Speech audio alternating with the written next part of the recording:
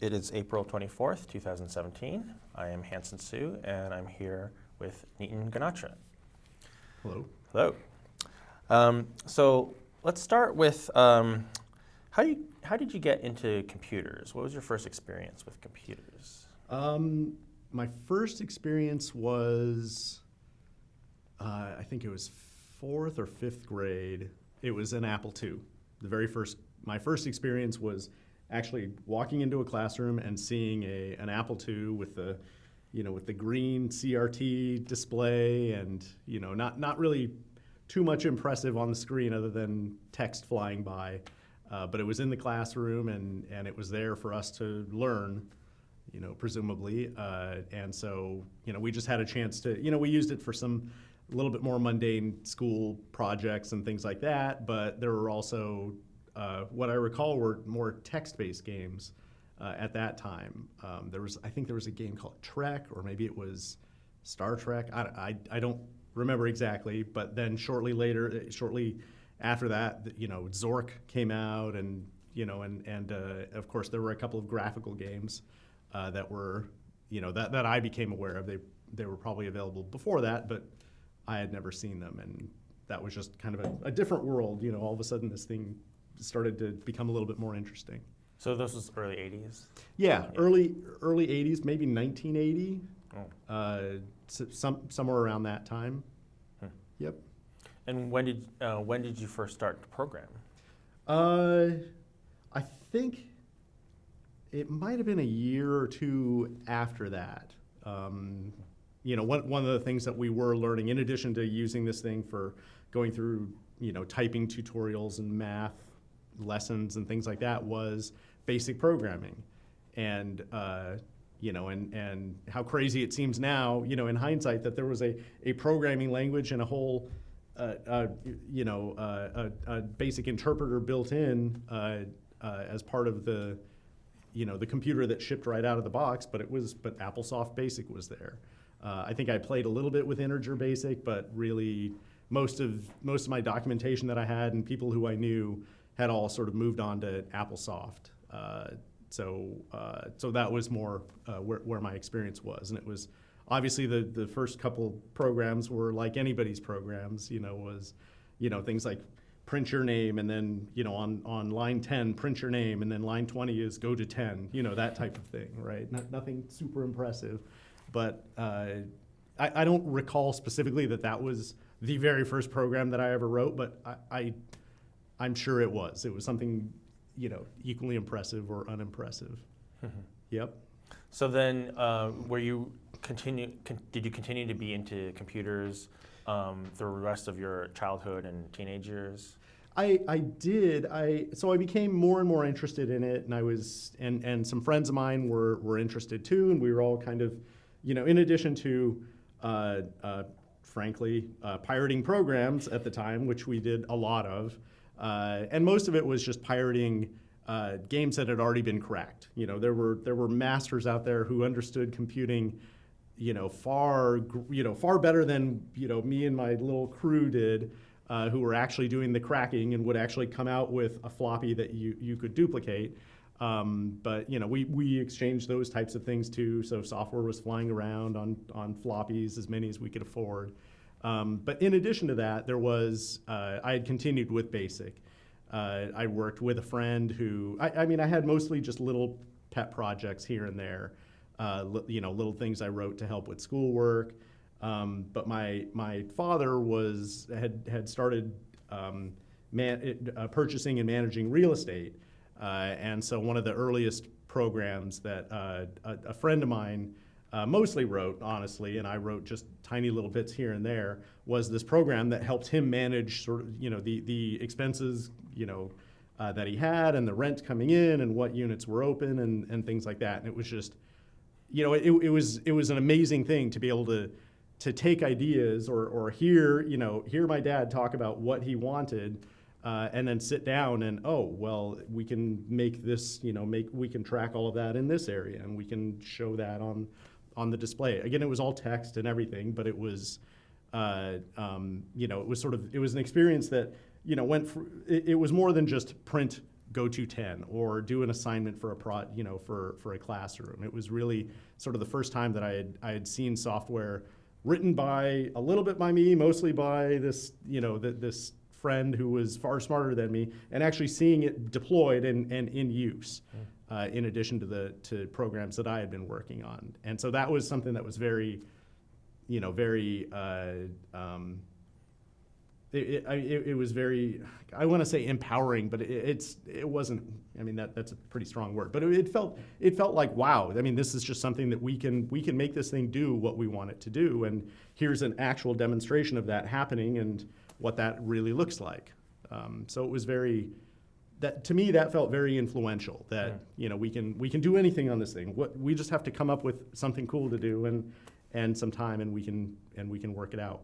Right. Well, so what grade or what age were you when that occurred? I think I was probably 12, maybe 13 at that time, around that age. So still like early 80s, 80. I guess I'm giving away my age, probably like 82, somewhere around there, 82, 83 maybe, something like that. Okay. And so this was a program that your father used? Yep. Okay. Yeah, he was using it. He had 3 or 4 different properties, and so he just wanted to be able to enter tenant information into those and all kinds of things like that. I mean, at this point, in hindsight, if we were doing something like that today, we might use a spreadsheet. But at the time, and VisiCalc was the spreadsheet. That was the one that was out and available, and it was an amazing program on its own. But I think it was early enough for me that I just didn't actually understand how amazing it was. I mean, I could. I understood the concept of cells and that there were formulas and that they could feed off of other ones and sort of you can have these cascading calculations and things like that. But really, it just didn't click with me how to manage a bunch of properties and how to manage these expenses and income and things like that using just a spreadsheet. It was easier to just sort of talk through it, and then just develop something on our own anyway. And it was just and it wasn't that hard of a, there wasn't any deep math going into this anyway, right? It was all addition and subtraction and what have you. So there really wasn't, in hindsight, you might use a spreadsheet or you'd think, well, anybody would just plop that into a spreadsheet, but that's just not what we were thinking at the time. And it didn't really match up with what we had available either. Yeah. So your father was a realtor or in real estate or he was property manager? He was an engineer, actually. He Oh. was a petroleum engineer. But he had been looking to kind of get out as well, and so he was, we had moved back from Saudi Arabia. We actually lived in Saudi Arabia for a couple of years. He worked for a big company there called Aramco. And so he had been in engineering, helping to design plants and refineries and machinery around that. But then we moved back to California, I think 1980. And then, it was a couple of years after that he was sort of started branching out and looking at other things to do too. And are your parents, are they first generation immigrants or? Yes, yeah, they were both born in India, and they met each other in Canada, and then after completing their degrees, they both decided to move to California initially. Yep. Right. Very typical story. Meeting in graduate school, something like that. Yeah, yeah. Well, my father, he had a couple of different engineering degrees, but I think he may have, changed his mind halfway through or decided to do different things. Where my mother, she was an RN, and so she was just going to school to get her registered nurse license. Oh, okay. So it was after that I think I was 2 years old. I was born in Vancouver. They met in the Vancouver area, and I think I was 2 years old or 2.5 when we moved here. It was shortly after I have a younger sister. She was 2 years younger than me, and it was shortly after she was born that we moved to California. Oh, okay. And specifically to the Bay Area? We moved actually to LA. Okay. To Los Angeles. I guess, in talking to him now, the reasoning was that there was still a lot of petroleum-related work in that area. he did live, my father, before marrying, he did live in the Bay Area and worked at a couple of defense contractors up here. But then, I guess, moved to Canada, got yet another degree at UBC up there, and then moved back down to California again. Okay. Yep. So, so then you did your undergrad at UC Santa Cruz. Yes. But you didn't start. You weren't initially in computer science. Right. So I think around 14 or 15 years old. So I had, BASIC was kind of well understood. I had started moving into doing some basic assembly language programming as well, and just sort of, plunking through and understanding what these mnemonics were, and that they actually weren't the real machine language, but really what was the machine language, and understanding basic concepts like registers and a stack and parameter passing and things like that. And so, but it was maybe a year or two after that I just sort of burnt out on computers. I felt like I had done, it had been so much a part of kind of my, my later childhood and early teen years that I sort of lost interest in it, and kind of, it sort of felt like by the time I was looking at colleges and trying to figure out what to do with my life, it felt like it was a childhood hobby. It felt like kind of a pursuit that, it was just kind of a hobbyish little thing that you could tinker around with, but really, once I grow up, I need to figure out what else I need to do, because I can't just play on computers all day. And so for a couple of years there, I had settled on economics, and sort of thought that, especially the sort of the psychological aspects around economics, and just what motivates people and what drives them to act rationally sometimes, and but obviously not act rationally other times, and it just seemed like this whole new world and whole this whole rather than just having these very specific mechanical input, mechanical devices that respond to inputs predictably and give outputs in a predictable way, it felt less mundane than that. It felt like on the economic side, there really was no, yes, you can build these models to try to understand the outcomes of certain events and things like that, but ultimately humans are just humans, and they're going to do things that you can't possibly study enough to know and predict what they're going to do, and that seemed very appealing to me, just sort of that uncertainty. Right. So you were into behavioral economics, it sounds like. I suppose. I never really thought about it that hard. That was certainly the most interesting aspect of it to me, was sort of the behavior side. Even though I couldn't really, I'd never actually said behavioral economics until just now, right? But certainly that was the most interesting aspect. And really just sort of the idea that, not everything has a correct answer, or not everything can be, predicted based on identical inputs. That was, it just felt like there was a lot more to learn in that area.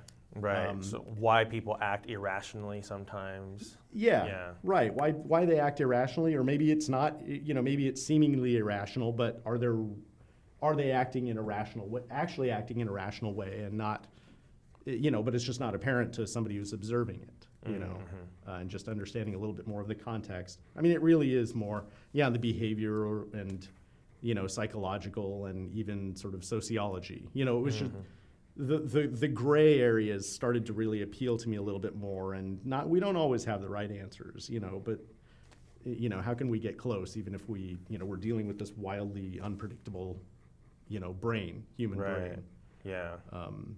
So that really started to become more interesting, and so I just completely just put computers aside, didn't even consider anything, sort of computer or math related or anything like that. It was all just sort of, it was either economics, or there was going to be politics, or it was going to be something else along those lines. And and in looking back, I wasn't even, frankly, I'm not even sure what I would have done with a degree in any of those things. But I figured, that was, at least these things, these disciplines led to, had natural paths into the career world, and I'll figure that out after I'm done learning all the interesting stuff.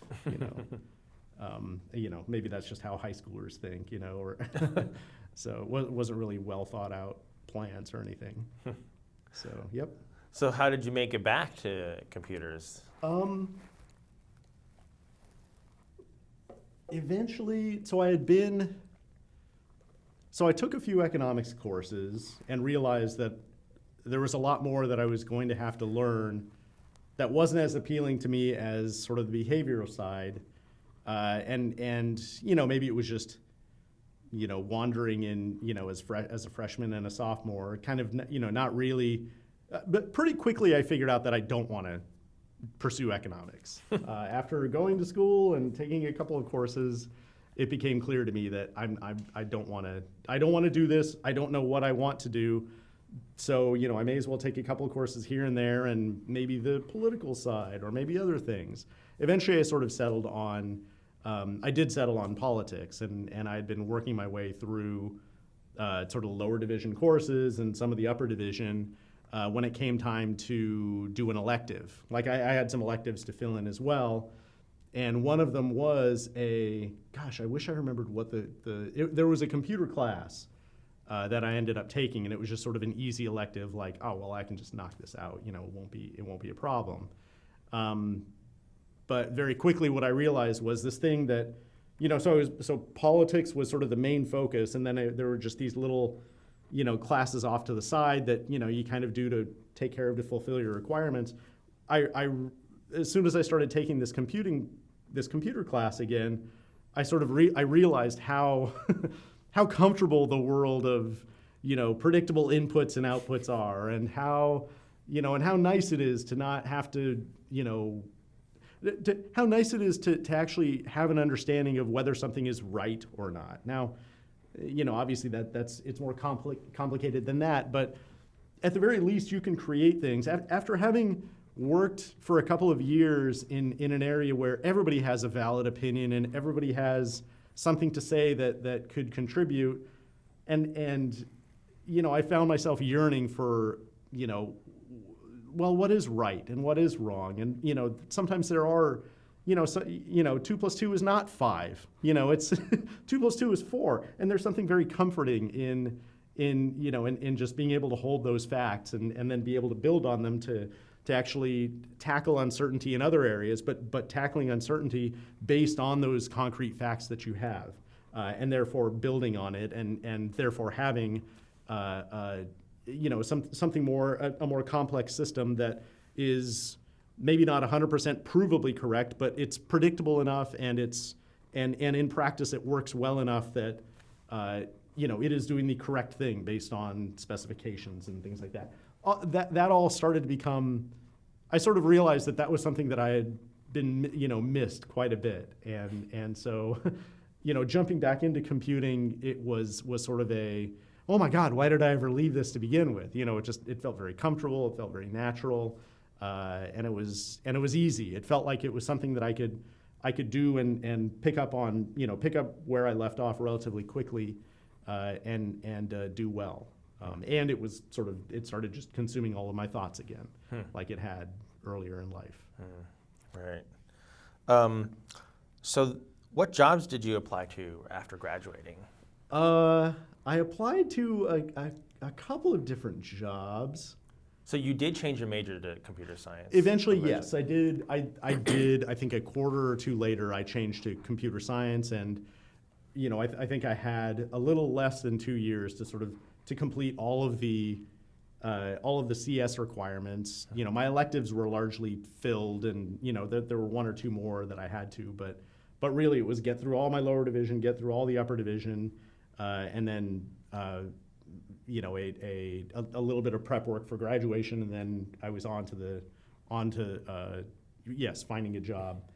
I think I applied to a couple of positions in the Santa Cruz area, but I was pretty aware that, Santa Cruz, this may be true of other college towns, but Santa Cruz in particular, it's such a beautiful place to live. You could live your whole life there and just not want to go anywhere else. It's just gorgeous. But the downside of that is that there are a lot of, what I perceived were a lot of people who, once they graduated college, they they didn't want to actually go out and pursue a career somewhere or do anything like that as much as they wanted to just stay in Santa Cruz. And so you have all these college grads who are in the Santa Cruz area who work at coffee shops or things like that. And it's kind of, well, couldn't you be doing something more productive? I mean, that was just how I was thinking at the time, was that, well, that seems like an awful waste of whatever degree you got, that now you're working at a coffee shop in this. You could have been working in the coffee shop 3 years ago and you wouldn't, and you'd be right where you are now. Anyway, that seemed to be, so I applied for a couple of positions, I think at, there was a company called Amdahl that was still pretty big at the time. They make mainframes and mini computers, I think they called them at the time. Santa Cruz Operation. Yeah, SEO. That they shipped, I think, Xenix, a variant of Unix on Intel. And one more, I don't think I applied to Borland. But anyway, I applied to these positions and failed spectacularly, to some degree or another to pick up, to get a job. Another one was, there was a company I think it was right here in Mountain View called Quorum, Quorum, Quorum. And they built, what they made was a Mac emulator that ran on Unix systems. And so really, like if you wanted to run Excel, on your fancy HP workstation or your DEC Alpha, whatever the heck, you would go to Quorum and get their compatibility layer and then run Mac operating system position. Anyway, I mentioned this guy, I didn't get the job there either. So there were a number, it was a handful of positions that I was applying to. Ultimately, I worked at a contract house called Oxford that I had learned that they had a pretty close relationship with Apple and that they placed a lot of people in Apple for contract positions. And so that was where I started, was at Oxford as a contractor into the developer technical support group at Apple. Oh, okay. Yeah. And had you been, since childhood, a user of Apple computers, or had you, owned PCs? We were largely an Apple house. My first computer was an Apple IIe, and I think the reasoning at that time was, it was super expensive compared to Ataris and Commodores, but my parents were willing to sort of kick in the extra money, to get the Apple computer because it matched what we had in school, and they saw a real benefit to, having the same computer at school and as at home. And so I was lucky enough to have Apple products at home. When the Mac came out, we did not go out and buy a Mac. It was just, I thought it was just too expensive. It was not, a high schooler, I'm not going to go and buy a Mac, especially if I have this Apple II here that does, some stuff. It doesn't do what a Mac does, obviously, but it's a computer and it worked well enough. So, but yeah, we were largely an Apple house up until then. Yep. And so had you had any experience with a Mac before you got that first contracting job? Not a lot of experience. I did have, for me, the first time I saw the Mac, it was after I had a little bit of experience already at programming on an Apple II, and there was this big, anybody who's done remembers Apple II programming, there was this big switch that you had to do within a basic program to kind of put yourself into high-res mode. And now, once you're in high-res mode, now all of the operations that you see in BASIC are all about graphics and all about, wiping the screen or paint this way or plot from this point to that point or draw this point here or what have you. And so so that was my understanding of graphical programming, was kind of what I had seen you could do in BASIC. And so it blew my mind the first time I saw a Macintosh, because, the first thing is like, well, there is no console behind this thing, right? It was just, the first moment the screen lights up, it's a graphical display and you see the little Macintosh in there. And, you don't go into, it's not like you start up in console mode and then, and then put the thing in graphical mode, and then boom, now you can use this thing like that. This was just a graphical computer. To me, it felt like just through and through, this was a graphical system. Coming from Apple or from the Apple II, it felt like, well, you're in this whole graphical world, but yet everything that I'm used to tells me that that's just one half of computing. Like, there's the graphical side, but this whole thing is all graphics. So what about all of the, what about the other stuff? Like, how do you handle doing these other things? And, and the graphical world felt so limiting anyway that, my God, how do you draw a window, or how do you even track the mouse around the screen? Just these very simple questions were just, each one of them seemed like rocket science to me. And so my only experience before I worked at Apple, other than just playing with a Macintosh, was reading Inside Mac. I'd worked in the computing staff, in the computing center at UC Santa Cruz, and we had Inside Mac volumes 1 through 6, on a shelf somewhere, and it was just okay, how do I draw a window? It was that kind of thing. Like, how do I make a menu that can, where you have a file and edit and open, close, all of those things. Like, how the hell does that even, like, do I have to go in and plot the menus, and then and plot the little apple in the corner if I'm making a program? Or if that's taken care of by someone else, how does that all work? I mean, there was just this whole world of it felt like understanding a computing system that was entirely different than anything that I had played with before. And so it was just this big mystery. And so part of it was just reading through Inside Mac, and it was kind of, well, okay, these are all toolbox calls, and I guess there's this thing called a toolbox that it has, and how the heck does that all work? And it was a very high level understanding. Basically, when I went to when I started in DTS, I had a degree in computer science. I understood Unix programming. I understood Apple II programming, and I had done Pascal and some 8086 assembly and little things here and there, but I had never done anything like graphical programming or Macintosh programming. And so that was just, in a way, I mean, I was so thankful. I'm so lucky to have had that job, though, because I was paid to learn all this as quick as I could, because developers are asking questions, and they're coming in, and and developers aren't always the most cheerful crowd, and you better have a right, if you're going to respond with an answer, it better be the correct answer, and because these guys are paying a lot of money to be part of this program, and they expect a high quality answer. So on the one hand, it was a little terrifying, jumping in, and I have no idea how to respond to these questions about this toolbox that I just heard of, like last year or the year before. But Apple, I mean, to their credit, I mean, I had so many great mentors in DTS, and later on in my career, I was lucky enough to continue working with some of these people who, as we sort of moved out of developer tech support and into engineering, in various roles. So the mentors, and then just my own homework, and just getting in there and answering questions. I mean, there's some saying about how you don't really truly understand something until you can explain it to someone else, right? So I think that was a big benefit, was not just understanding, okay, well, if I use these color quick draw calls, but I'm on this type of a system, this kind of thing is going to happen.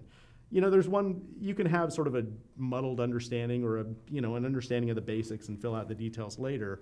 But as soon as you're in front of a computer and you have to type an answer out to a developer, and that they probably know more about how this Mac works than you do, but you understand this little detail a little bit better, that it's a lot of pressure to get the answers right, and make sure that you have all of your details worked out too. So yeah, so DTS was a great learning experience. Is that like we both know each other from Apple. I remember DTS and I remember working with some of those guys. Is DTS is it kind of a unique kind of an organization in the industry, or do other companies like Microsoft have something like DTS? I don't think, I think it's unique today. Like, I don't think a lot, like I think, DTS at the time, there was no Stack Overflow. There was no internet. And so, all the information you had available to you was in these manuals and was in this quarterly CD that Apple shipped to you, and the occasional magazines that came out about Mac development. So I believe at that time, it was not a unique thing. I mean, I think a lot of companies that had their own platforms did have their own developer tech support organizations. I'm sure Microsoft was always kind of the envy of in my mind, was the envy, was in an envious position because there was really this great understanding that developers are what make the platform, and your platform will be successful when your developers are. Where Apple sort of had this, there was obviously an understanding by the leadership in DTS, but beyond the leadership in DTS, it always sort of felt like, well, yeah, we do need developers, but is there less that we can do? Can we do less to, and still have them come along? Like, we're spending an awful lot of money paying these engineers to answer emails or things like that, and there was, and to be fair, there were other things at play too, where the more accessible you are to developers, and the more, the quicker you answer questions, the lower the quality of the questions that come in, right? So in other words, and we notice this all the time, where, we always strive to have an answer out to a developer. I think it was within 24 hours or 12 hours or something like that. I think it was 24 hours. But the problem was that if you got a question, somebody says, when I make this toolbox call, it returns X and I want it to return Y. How do you get it to return Y? If you respond to them in a half an hour, then the next question you get is going to be even lower quality. It's going to be the sooner. In other words, the more quickly you respond to these questions, you've now given developers less incentive to go and look things up in a manual themselves. Because they know after a while they'll come to rely on the fact that, well, I'm going to get an answer in an hour or two. I'm about to go pick up my kids from soccer or whatever. I'm just going to ask this question to DTS and I'll have the answer waiting for me when I get back. As opposed to, well, I'm going to go pick up this manual and go flip through it for a half an hour and figure out the answer on my own. So it's interesting. There were these, you couldn't. Over the couple of years that I was there, I sort of came to realize that you can't answer questions too quickly, or you're answering just low quality questions anyway, and it's sort of, well, why am I even here? If you could just look at I'm just a replacement for the manual, instead of being a professional who can go speak to engineering or look at the source code or try things out on a couple of different systems. So DTS was really good at what it did. But to me, it always felt like Microsoft and these other companies were probably a little bit better, So I don't think it was super unique at that time, but I do believe that DTS, even now, is very different than what it was back then. Yeah. Wow. So at what point did you move from being a contractor to being an employee? I think it was within 6 months. I think it was my 6-month contract was almost over, and there happened to be some new positions that opened up, full-time positions within DTS as well.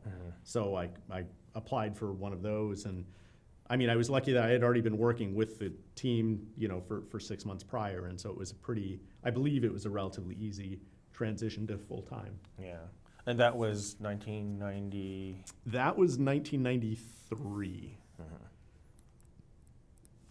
And okay, and you were with DTS for another how many years?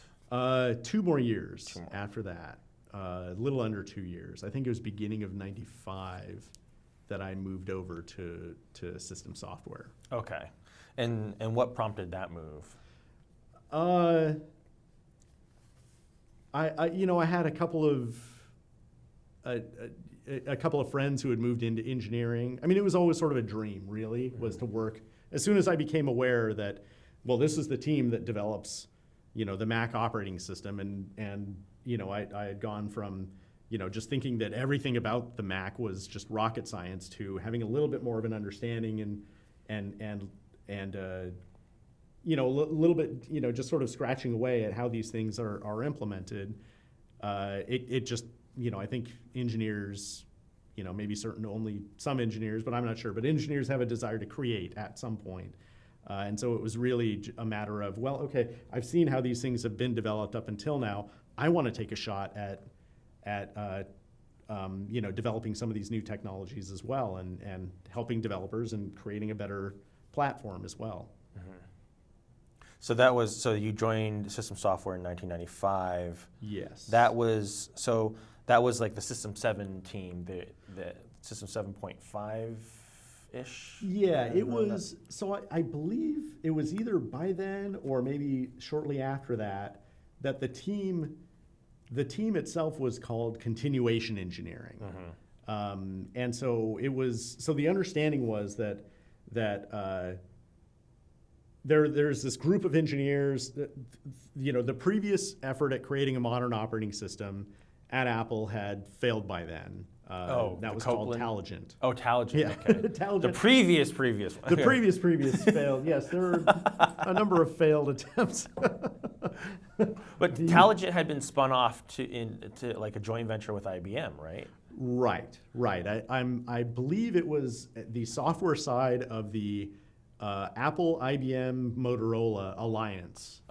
AIM, I believe it was known as, and Taligent was the software side. But as you say, I believe it was mostly Apple and IBM engineers who were developing the Taligent OS, and so that had, I'm pretty sure by then that was all done, and that was kind of mothballed.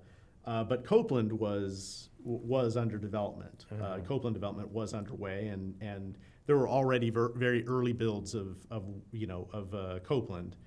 Internally, I believe it was called Maxwell. So there were internal builds already of what would later become Maxwell that were coming. And so the understanding was that continuation engineering, the job of continuation engineering is keeping the pipeline of Macs that are still coming out, keeping that full, and making sure that we have an OS that works on the newest products that are being developed, while we're waiting for this modern operating system to get its grounding and be the new OS for all of these Macs. Mm-hmm. So really, continuation engineering was largely, if there are really bad problems out there in Mac OS affecting a certain, Mac product, or it could be all Mac products, we need to get a fix out there as quick as we can. And for the most part, those early releases were just updates.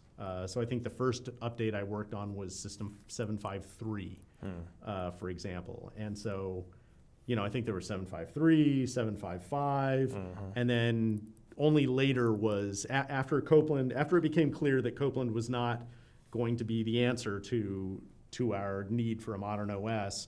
That's when work started to really kind of snowball on the traditional Mac OS side. Right. And what was once continuation engineering became the OS team, in between Copland sort of dying and before the, Rhapsody or later OS products run by Next sort of took off. Right. So that whole time, you were doing, so those were maintenance releases, basically bug fix releases that you were working on? They were bug fix releases and also new hardware. Oh, okay. Apple was shipping new hardware a couple of times a year, every year by then. In fact, it may have even been more than that, but, because there were Performas that were going out for different SKUs, like Montgomery Ward had a different Macintosh Performa that they shipped. And it had a different model number than the ones that Sears was selling. And that was different from this other, in the retail space, I guess, they play a lot of games with model numbers or they can. And if you have, a supplier who's willing to play along, and I guess Apple was at that time, then you can make your job, on the supplier side, on Apple side, it became a lot more complicated. Yeah. Just knowing that a Performa 467 was the same as the Sears Performa 476, because you just get a bug report in, and now you have to figure out what the hell you're talking about here, as far as the machine goes. I thought that was always pretty crazy, but yeah. Yeah, it's like mattresses. It's like, really, are we going to do this? Like this is like the mattress industry where you can't find the same model across mattress stores, and it's because of all the shenanigans. Anyway, sorry. Yeah, but like, why did this is always something that I found interesting is that every new hardware model, every new Mac hardware release required a little change to the operating system. Yeah, and I just thought that was kind of why would you need to do it that way? Yes. That's a fine question. I mean, I think a big part of it is just sort of the origins of software as well, right? I mean, I think that especially early on in computing, I mean, there was really just a focus on the product, right? The product was the hardware and the software, and so if you had to do, if you were already doing all of this work to revise the hardware, or if you were doing the big heavy lifting, work to actually develop a new board or develop a new processor or what have you, on the hardware side, then, any minuscule changes that you might have to make on the software side, well, why are we even talking about that? Like, of course, just go ahead and make them. It's just, the product itself was this whole thing. And just like we're revising the hardware side of this whole product, obviously there are going to be revisions we have to make to the software side. So I think that that's sort of where, the origins of it. But, just like any habits, you kind of, you probably keep them longer than you should, and you sort of forget the original reasons why you had them to begin with. I agree, though. I mean, it became unmanageable, especially after we started doing these deals with these third parties to actually build Macintoshes themselves. Right now, the clones. Yeah, the clones were now all of a sudden building these products, and I mean the way we had been developing Mac OS was we had to make at least minor changes to every revision of Mac OS to be able to run the newest, latest hardware. What the hell does that mean in a world where there's some third party who's building your hardware now? And they're not gonna, you're not gonna just give them let them make changes willy-nilly just because they want to ship a new product, right? So there were, I mean, I know that those were headaches for the licensing group and just trying to figure that out. But I think ultimately, later on there was this, understanding that, okay, the product, that software really does have to kind of have its own standing and sort of be a peer of hardware, and part of that is having some control over revisions and being able to roll back or being able to work across multiple hardware types and things like that without having these little niggling dependencies, Yeah. So what was the kind of stuff that you were actually working on, like the kinds of things that you did while you were in continuation engineering? So we would take, if there were escalations. So if there were escalations either from a company that bought a lot of Macintoshes and they were unhappy because of this one, this bug in the alias manager, then, that became a high priority fix for us. Or the QuickTime team. It was, the QuickTime is the video playback technology that was originally developed on Macs. So if the QuickTime team wanted to release they had a new version of video playback software and they wanted to release it across Macs, but they really needed one or two changes on some of these other releases in order to really make QuickTime work well, then there was nobody there to make those changes to system software other than the continuation engineering.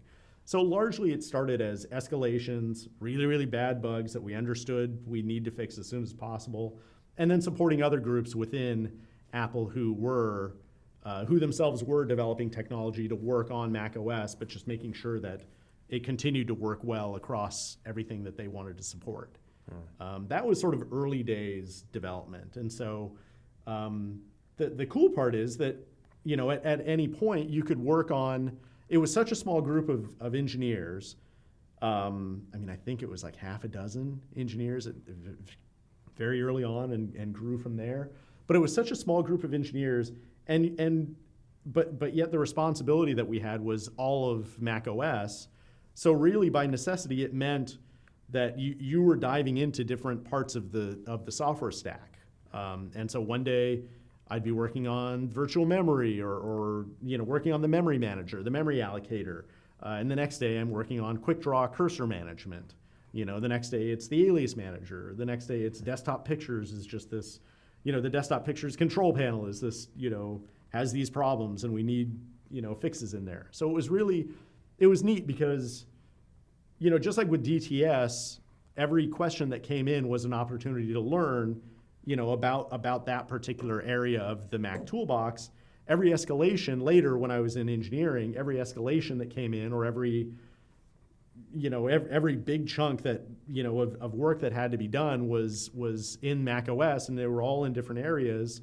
And so it was an opportunity to learn, what is the best way to come up with a solution for this problem that works on these different Macintoshes as well. And it wasn't always easy too, because the way the Macintosh OS worked at that time was half of the OS, anywhere from, let's say 80% of the OS and the toolbox was all the way down to 0% for the later licensing ones. But 80% to 0% lived in the ROM, was baked into the read-only memory on the Mac OS.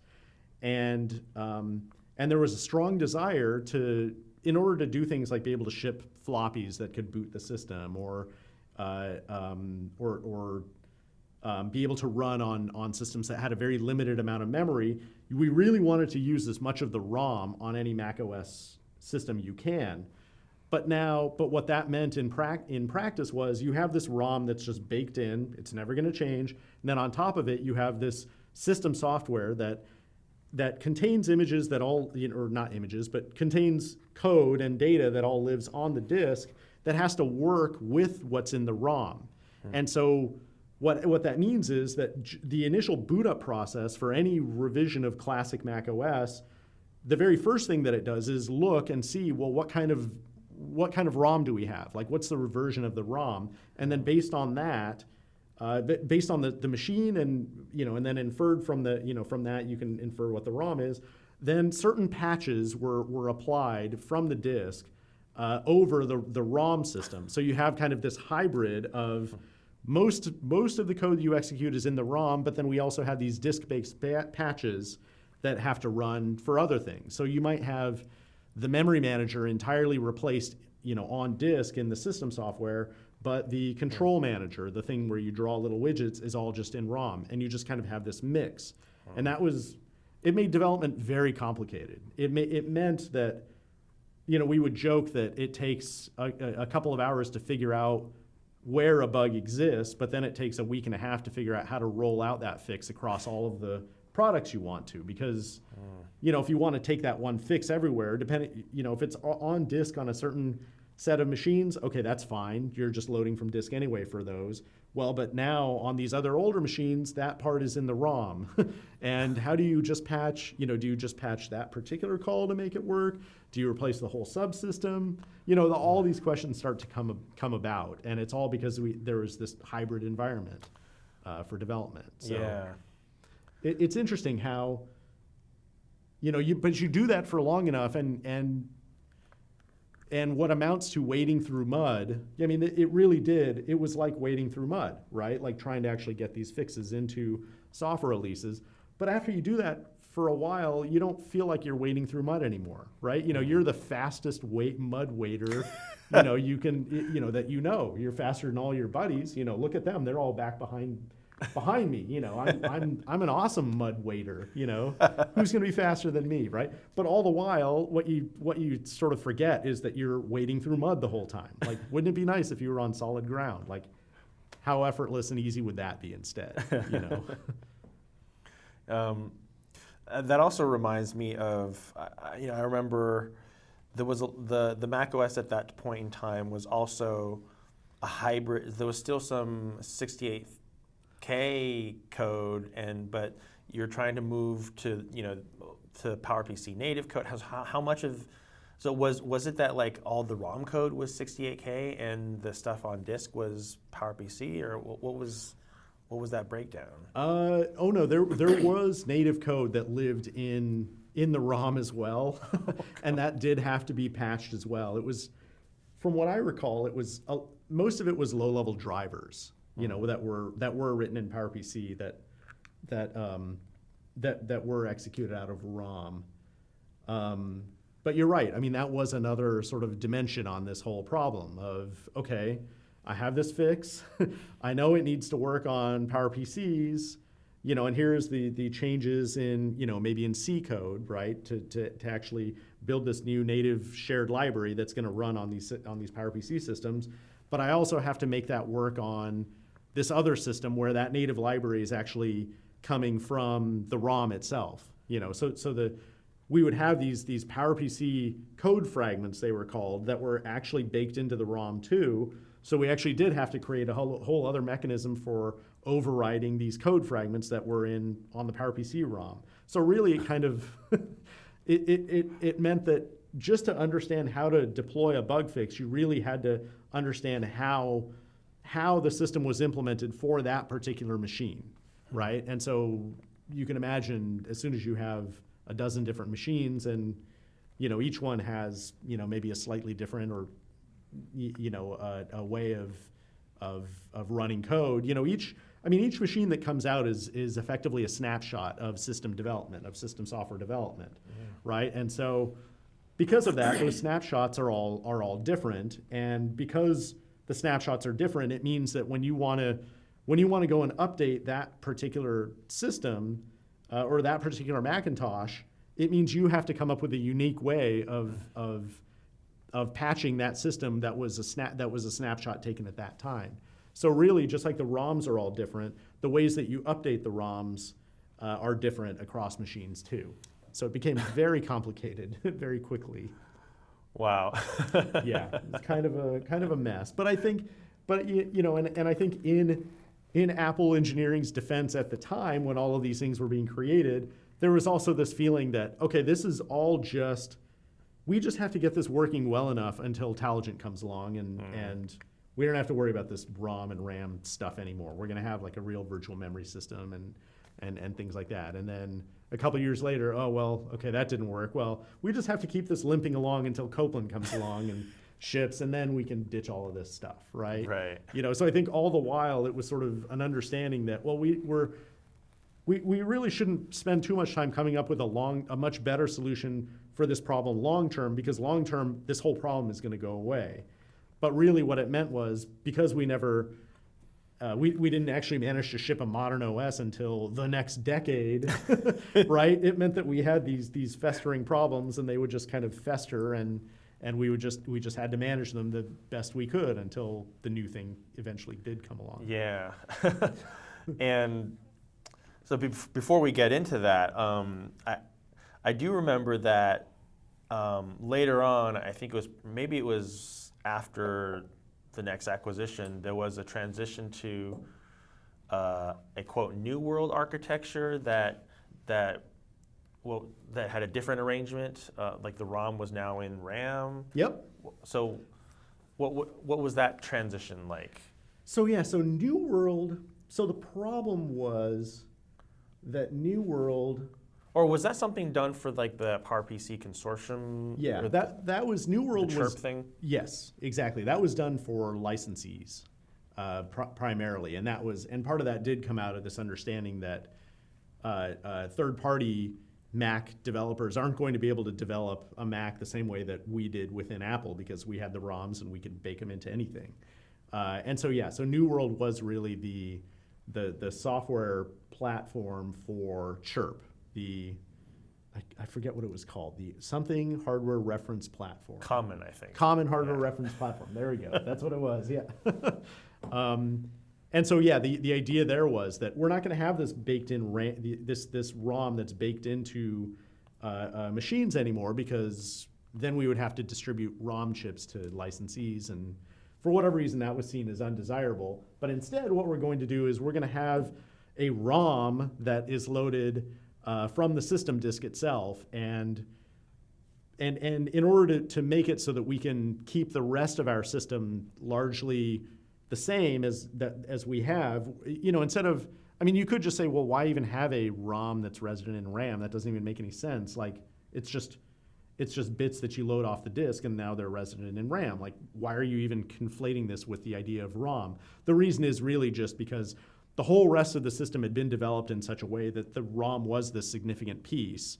And so it was much easier to actually create this what seems to be this funny architecture where you have this ROM and RAM and make the whole rest of the Mac operating system work the way it used to, as opposed to just what would amount to boiling the ocean, if you just got rid of this the idea of a ROM entirely. Then now you have these cascading changes going through all of Mac OS. Well, and by the way, Mac OS still has to work on those systems that do have a real ROM too. So it's much, so that was the most logical, best way to actually tackle this problem and still make it so that third parties could develop Macs without a ROM chip in them.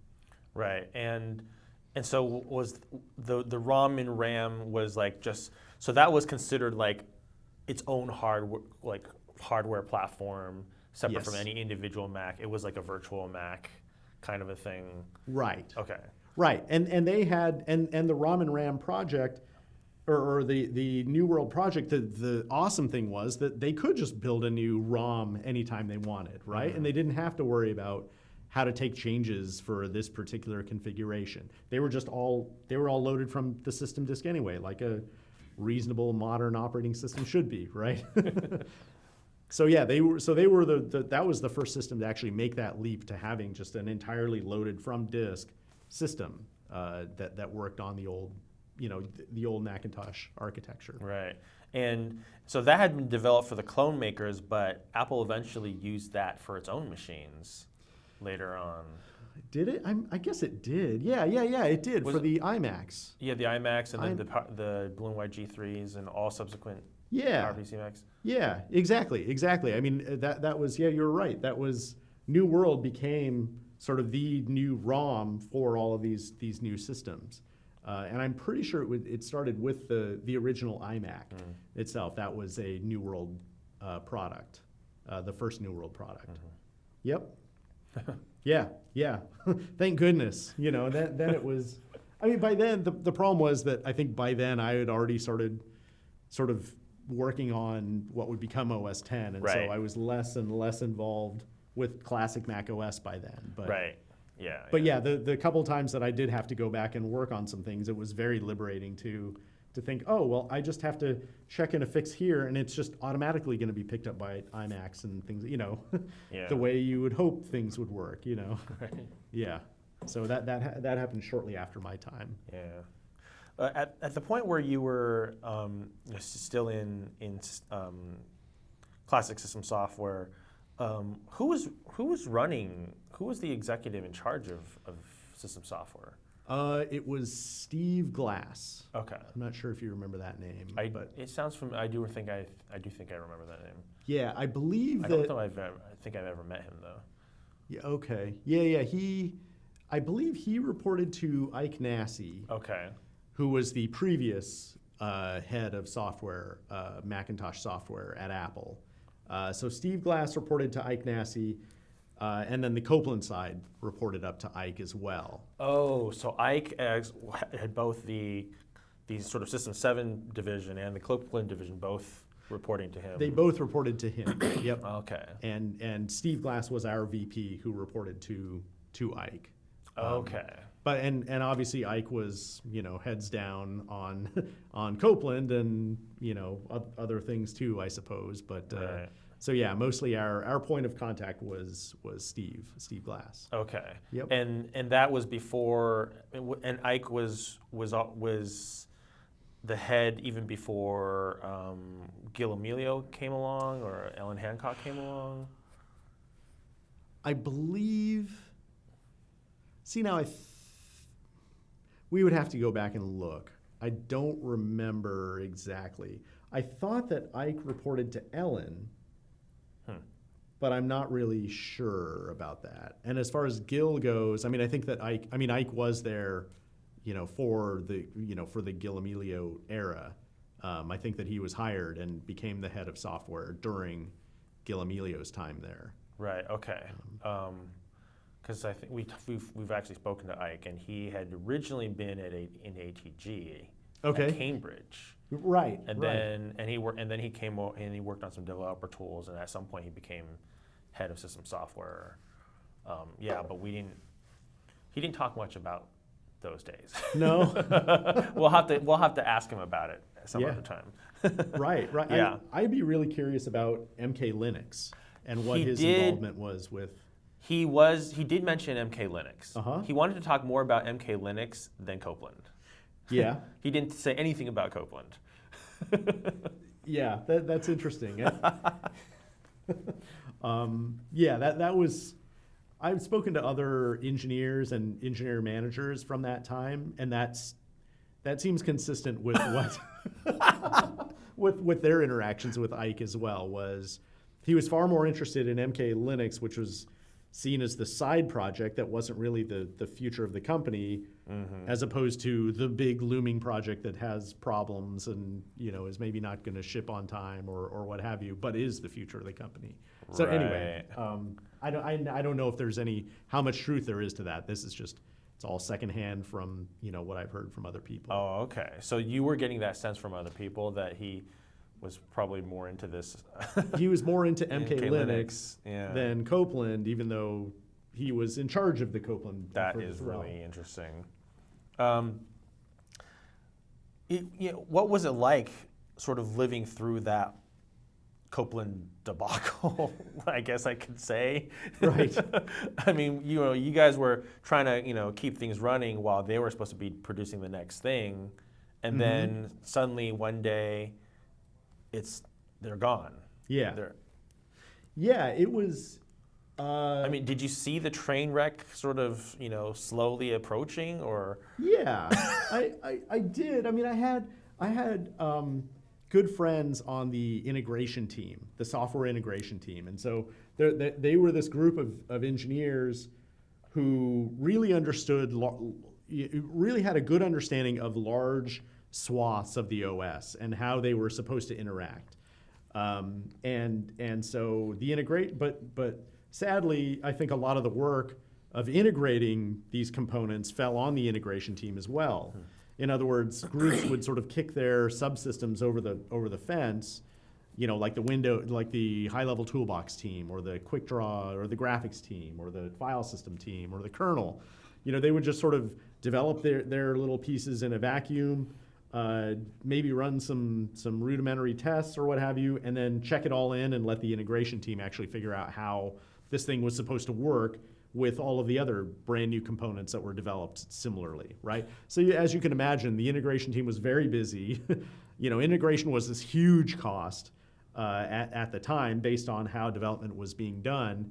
And even though they were some of the most capable engineers at Apple, in my opinion, they were just overloaded, and they were doing this work that really should have been handled by the specific engineering teams. Rather than lumping them all on integration. And so I could see at the time. I mean, there were problems where a couple of weeks before a big milestone, engineering teams are throwing their pieces over the fence, and the integration team is trying to cobble them all together into a release, and it's just day after day of waiting for this team to fix this problem, waiting for that team to fix that problem. Now, I mean, all integration teams, in a sense, do that, and that's that's sort of that's sort of what the work looks like for you could describe a well-run OS project in the exact same way. The integration team is sort of careening from crisis to crisis, and putting things together and coming out with a release as best as they can. But really, the problem was that even when a lot of these little pieces were fixed, just the overall system did not work very well at all, and it just it was this brand new very wobbly, barely working OS from the very first time that I saw it until what was supposed to be a release that went out to developers, until I saw it at that stage as well. It just never. I mean, there were some really cool parts. About it, and in talking to the teams, there was some really cool technology in those respective pieces, but it just never worked that well together, and that was something that that sort of stuck with me later was, you really can, you are allowed to kind of look at a piece of software and say, well, it doesn't, no amount of tweaks. This thing is not just a handful of tweaks away from being able to ship. This thing is a couple of years of doing big work to actually get this thing to ship. And just sort of being able to see the difference and understand based on how fast changes are coming in, what trajectory you're on as far as, going from something that's wobbly and unstable to something that you're proud to ship to customers. It just never, it just sort of went on this flat line of just being this wobbly, unstable thing, and it was just wobbly and unstable in different ways, in each release. And so there wasn't, it just was not converging. Things just were not ever, moving towards something that looked like it was shippable. Right. Was there any particular reason, do you think that was the case? Was it an architecture or design or the technology or the way the organizations were run? I mean, it's hard. I mean, to really pin down any one, but I mean, for me, it comes back to management, and comes back to prioritizing, having something that works well. And that was something that was supported later when, after the next acquisition, and just sort of seeing the difference between how things were run before and how things were run after. But in my mind, it was, I know that there were stories about infighting between this group and that group, and there were, stories about the kernel team not being happy with the VM team, or, different anecdotes here and there. But to me anyway, I mean, just in my opinion, that always comes down to management. If you have management that's participating in infighting, or or not doing anything to bring teams together and actually look for solutions, I mean, that, yes, the teams are at fault for participating in this, but really, management really needs to come together and come up with the priorities and sort of, stop the nonsense as quick as they can. And the job of shipping an operating system it's a huge undertaking.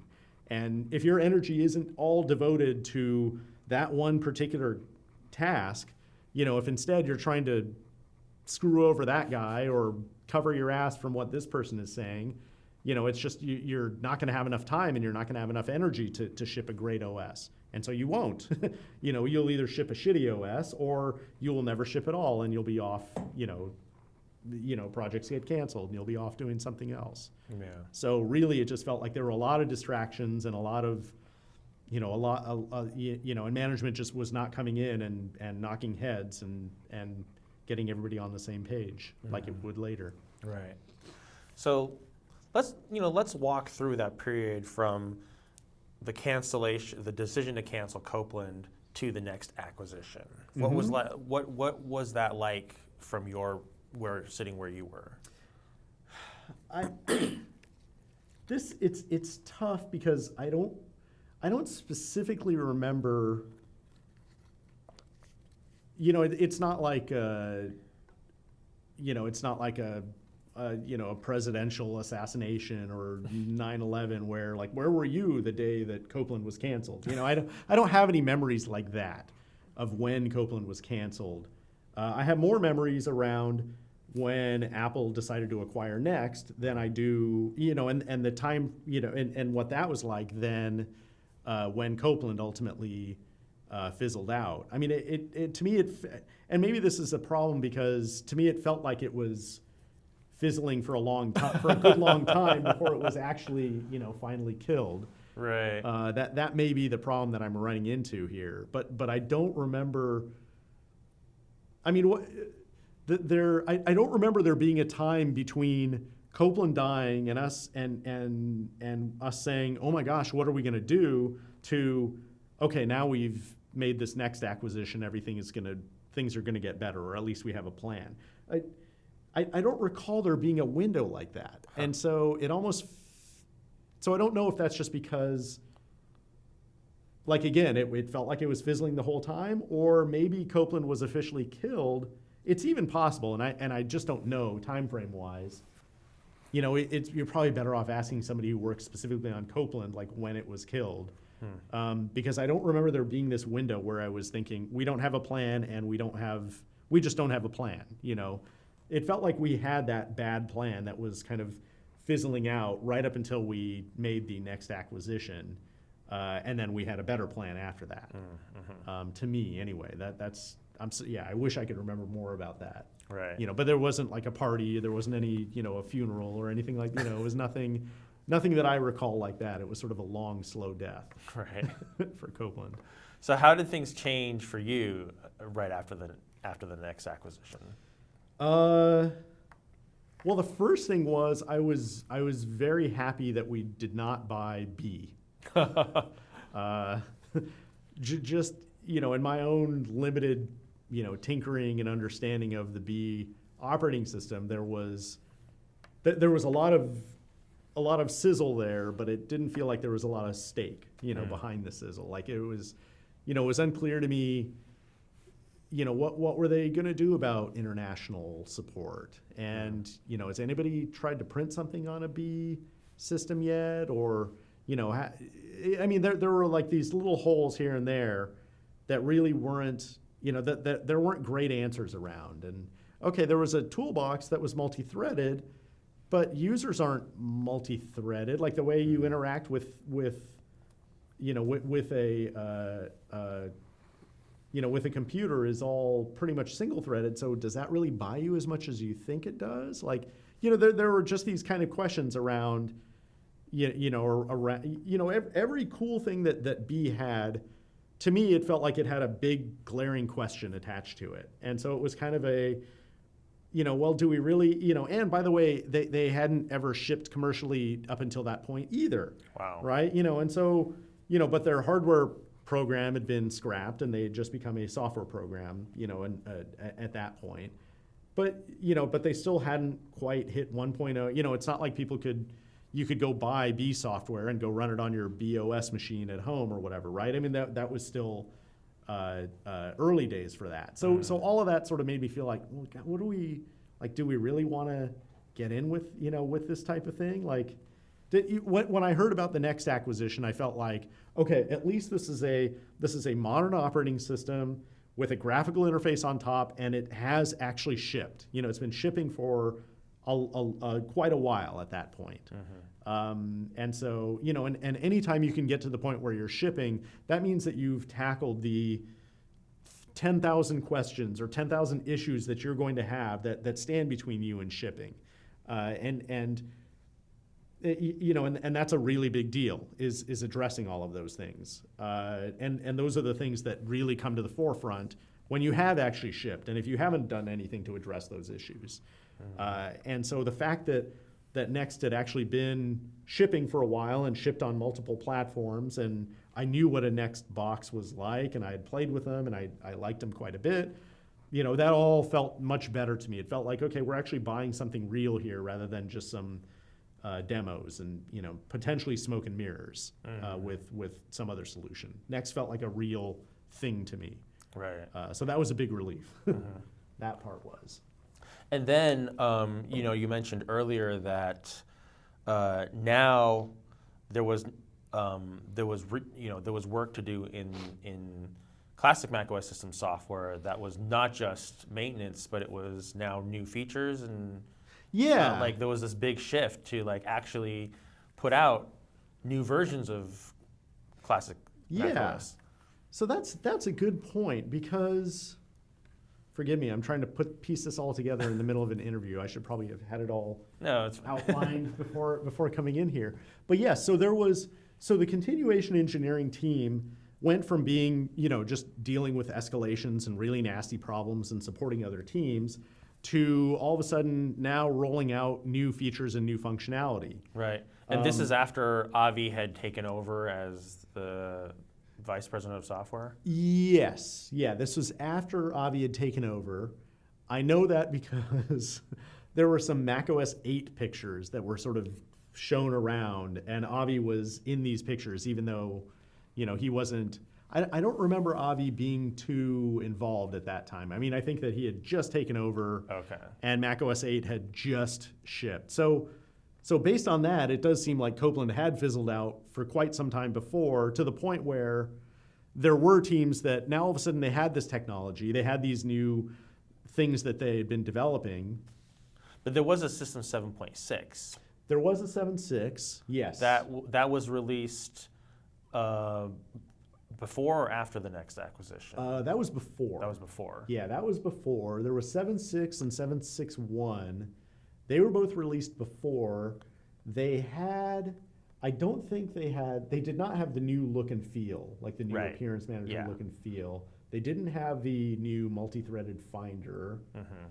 I think that it was still called a release. It was different from 7.5.5. Yeah. I think there were a lot of VM changes that went in, virtual memory changes that went in.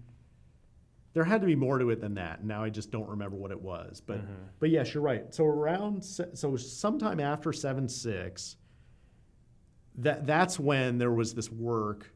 That was when a lot of teams started coming around and sort of had this understanding that. So by then either Copland was dead, or there was an understanding that Copland was going to ship so far into the future that they want to ship this stuff sooner. And like so, the appearance, right? The new new appearance look. And the new, I believe, the multi-threaded Finder were the two that were sort of we have these things and we want to ship them, but how do we do that? And Copland is going to take way too long. We don't want to wait for Copland, or maybe Copland was dead by then. This is where I'm. Okay. This is where the timelines start to blur for me for when Copland actually died. But I do specifically remember, all of a sudden we went from being this continuation engineering team that was kind of bolted on the side of the OS group to being the next big ship that was going to leave Apple, as far as the software goes, was going to be hosted out of what was originally the continuation engineering team, right? So that was the team that shipped. 7.6 was largely developed by the continuation engineering team. And by the time we got to 8.0, it was the continuation engineering team combined with a couple of these groups that were reporting into Copland, but wanted to ship before then. And then by the time we got to 8.5, there was even more of that, right? So there was a native control manager, native window manager, more and more of the components that were originally slated to go into Copland, they all started rolling into traditional Mac OS for 8.5 and 8.6 and beyond. So it was around that time frame so I think 8.0 was when Avi started. That was, I believe, his first release. Right. Yeah. And so what was it like for you working on new features for the first time? It was great. I mean, it was fun because, it was fun and a little terrifying all at the same time, just because there's a certain amount of comfort in knowing that, when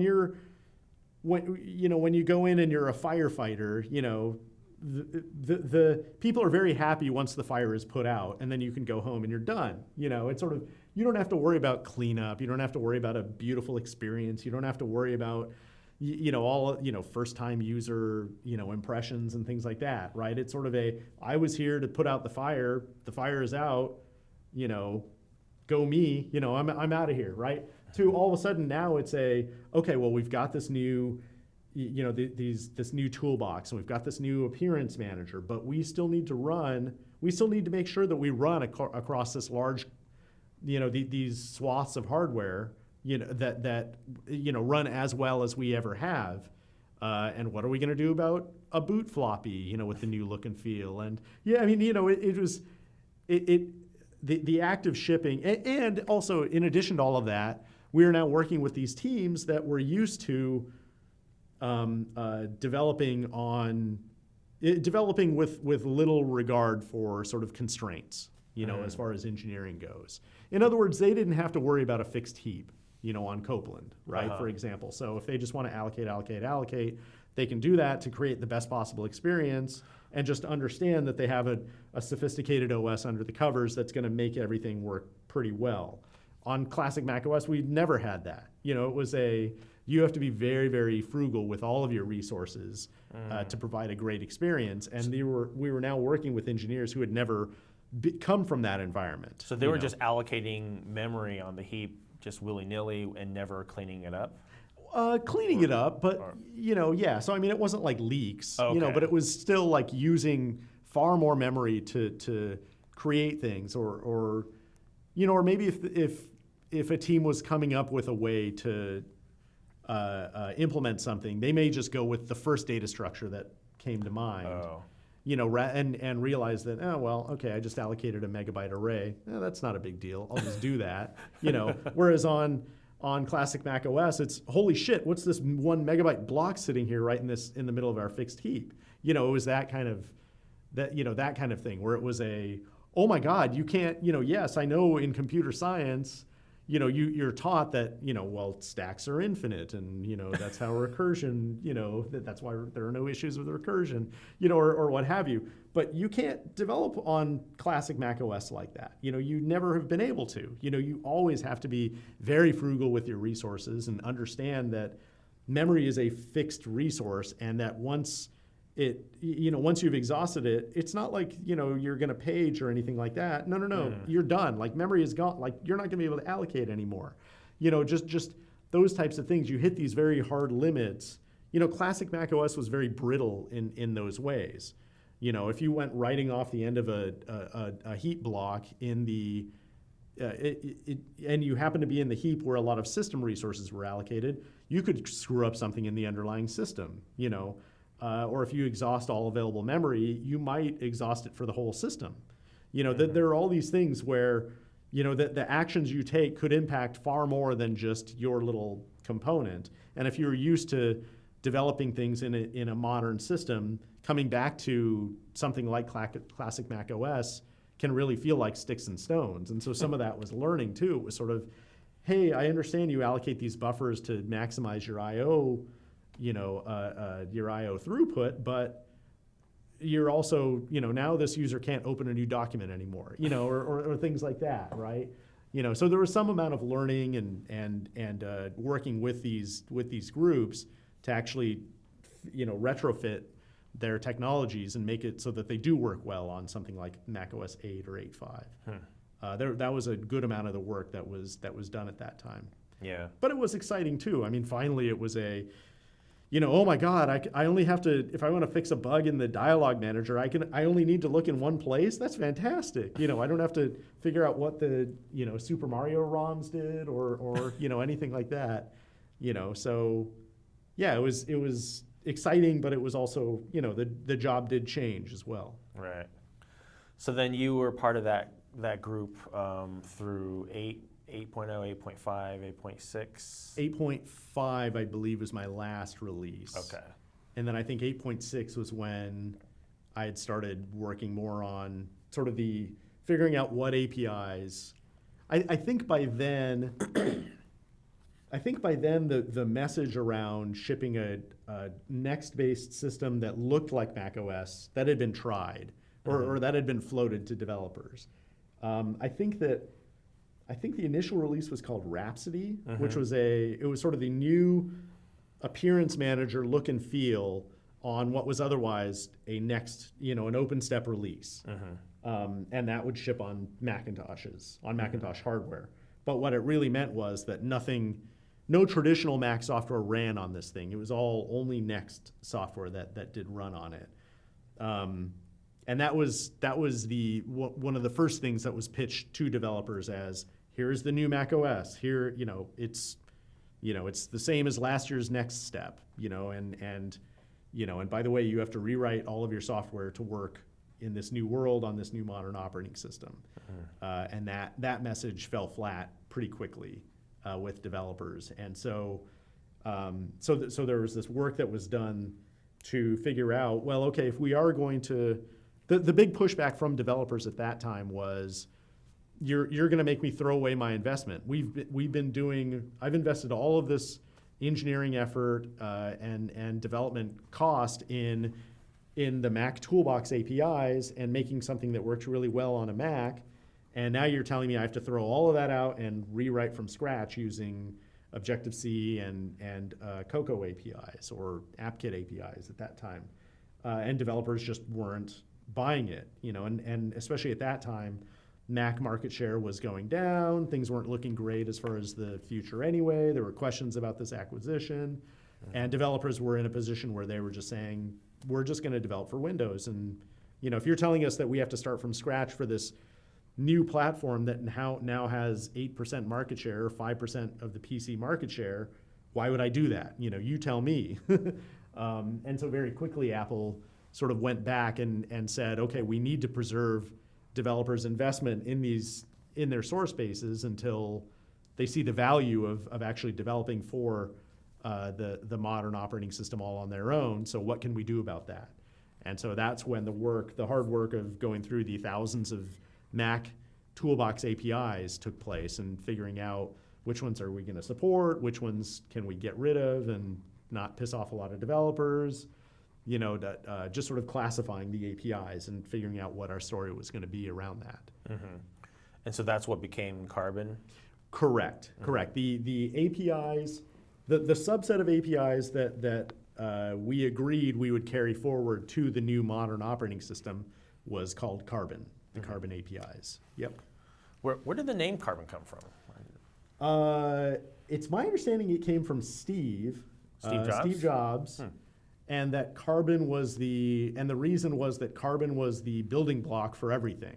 And so, so the Carbon APIs were, going to be the building blocks for, for this new OS in the future. Now, technically that wasn't actually the case, and it's probably a good thing that it wasn't, but I think it conveyed to developers how important this was and how, how we're taking their feedback seriously. Right. And we're going to take this solution seriously as well. Right.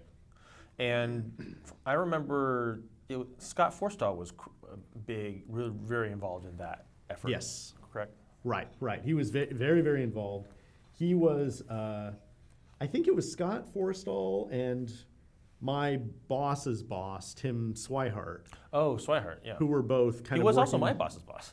Was he really? Yeah. Oh, that's funny. But I was I joined in '99 in classic Mac OS. Okay. On the file system team.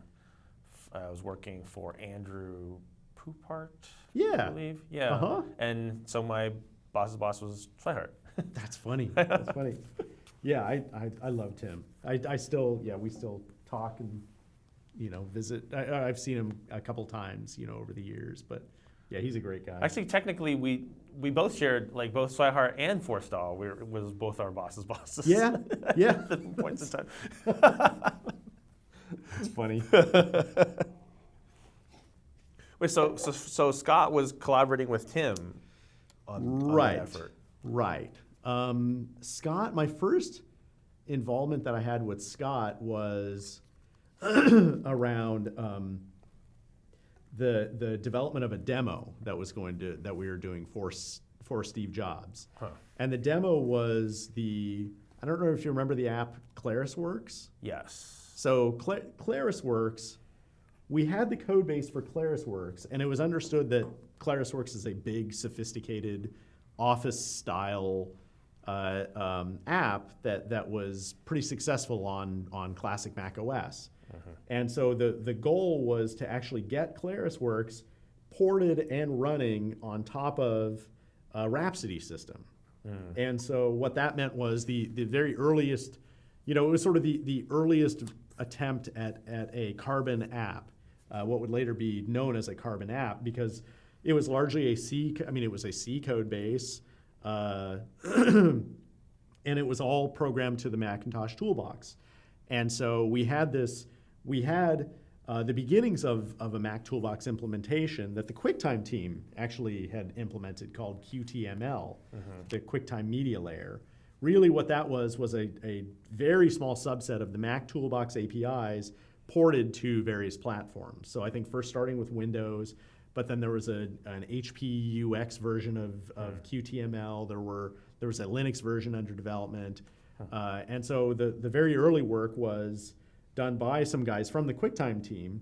who took QTML, ported it to Rhapsody, and then we ported ClarisWorks on top of that. And so it was the first time that we had to, prune off large swaths of what wouldn't be demoed and maybe, code that had to be thrown away or couldn't be ported easily. But then also making sure that the code, to control the menu manager worked as well as it could, worked well enough so that ClarisWorks gave us a convincing demo on top of Rhapsody. So I don't remember how many weeks we worked on that, but it was a huge amount of work. But eventually we ended up with ClarisWorks actually running. It was fairly clunky looking too, because it was using quick draw coordinates and quick draw drawing on the Rhapsody system. But we actually had it up and running, and we were able to sort of go through and create new documents and modify existing ones and things like that, and sort of demoed that to Steve Jobs very early on as a proof of concept of the Carbon concept. So that was the first time that I worked with Scott, was on that side. And you were still with the classic Mac OS group. At that time, I was still with the classic Mac OS group. And so when I was on the classic Mac OS side, it was, the job was going through this, this mountain of APIs, and, you're in, you're out, you're in, you're out, here's why you can be out, and, things like that. So it was deciding like why would things be thrown out versus included? Yeah, so we wanted to throw out as much as possible, right? Because everything that you throw out is just, every API you throw out is an API you don't have to support down the road. Bertrand later, sort of captured that sentiment in a great way by saying that APIs are a liability. They're an asset to your company, but they can also be a liability. The more APIs you have, the more exposure you have to programs that may not work well or make assumptions based on the behavior of those APIs. So ultimately, we wanted to throw out as much as we could, but really but we had a lot of good data by then where we had these tools where you could scan an application. You could scan a popular application and look and see what are the APIs that it's actually using. And so from that, you could bring up Microsoft Word and run it through these tools, and it would say, Microsoft Word is using 2,000 API calls. Here they all are, and you could even flag by then, like flag APIs that we really want to get rid of these ones, but we don't know if we can yet. So let's run through the list of popular apps and see, by getting rid of that API in practice, who are we hurting here? So we really wanted to get rid of as much as possible, but the other thing too is,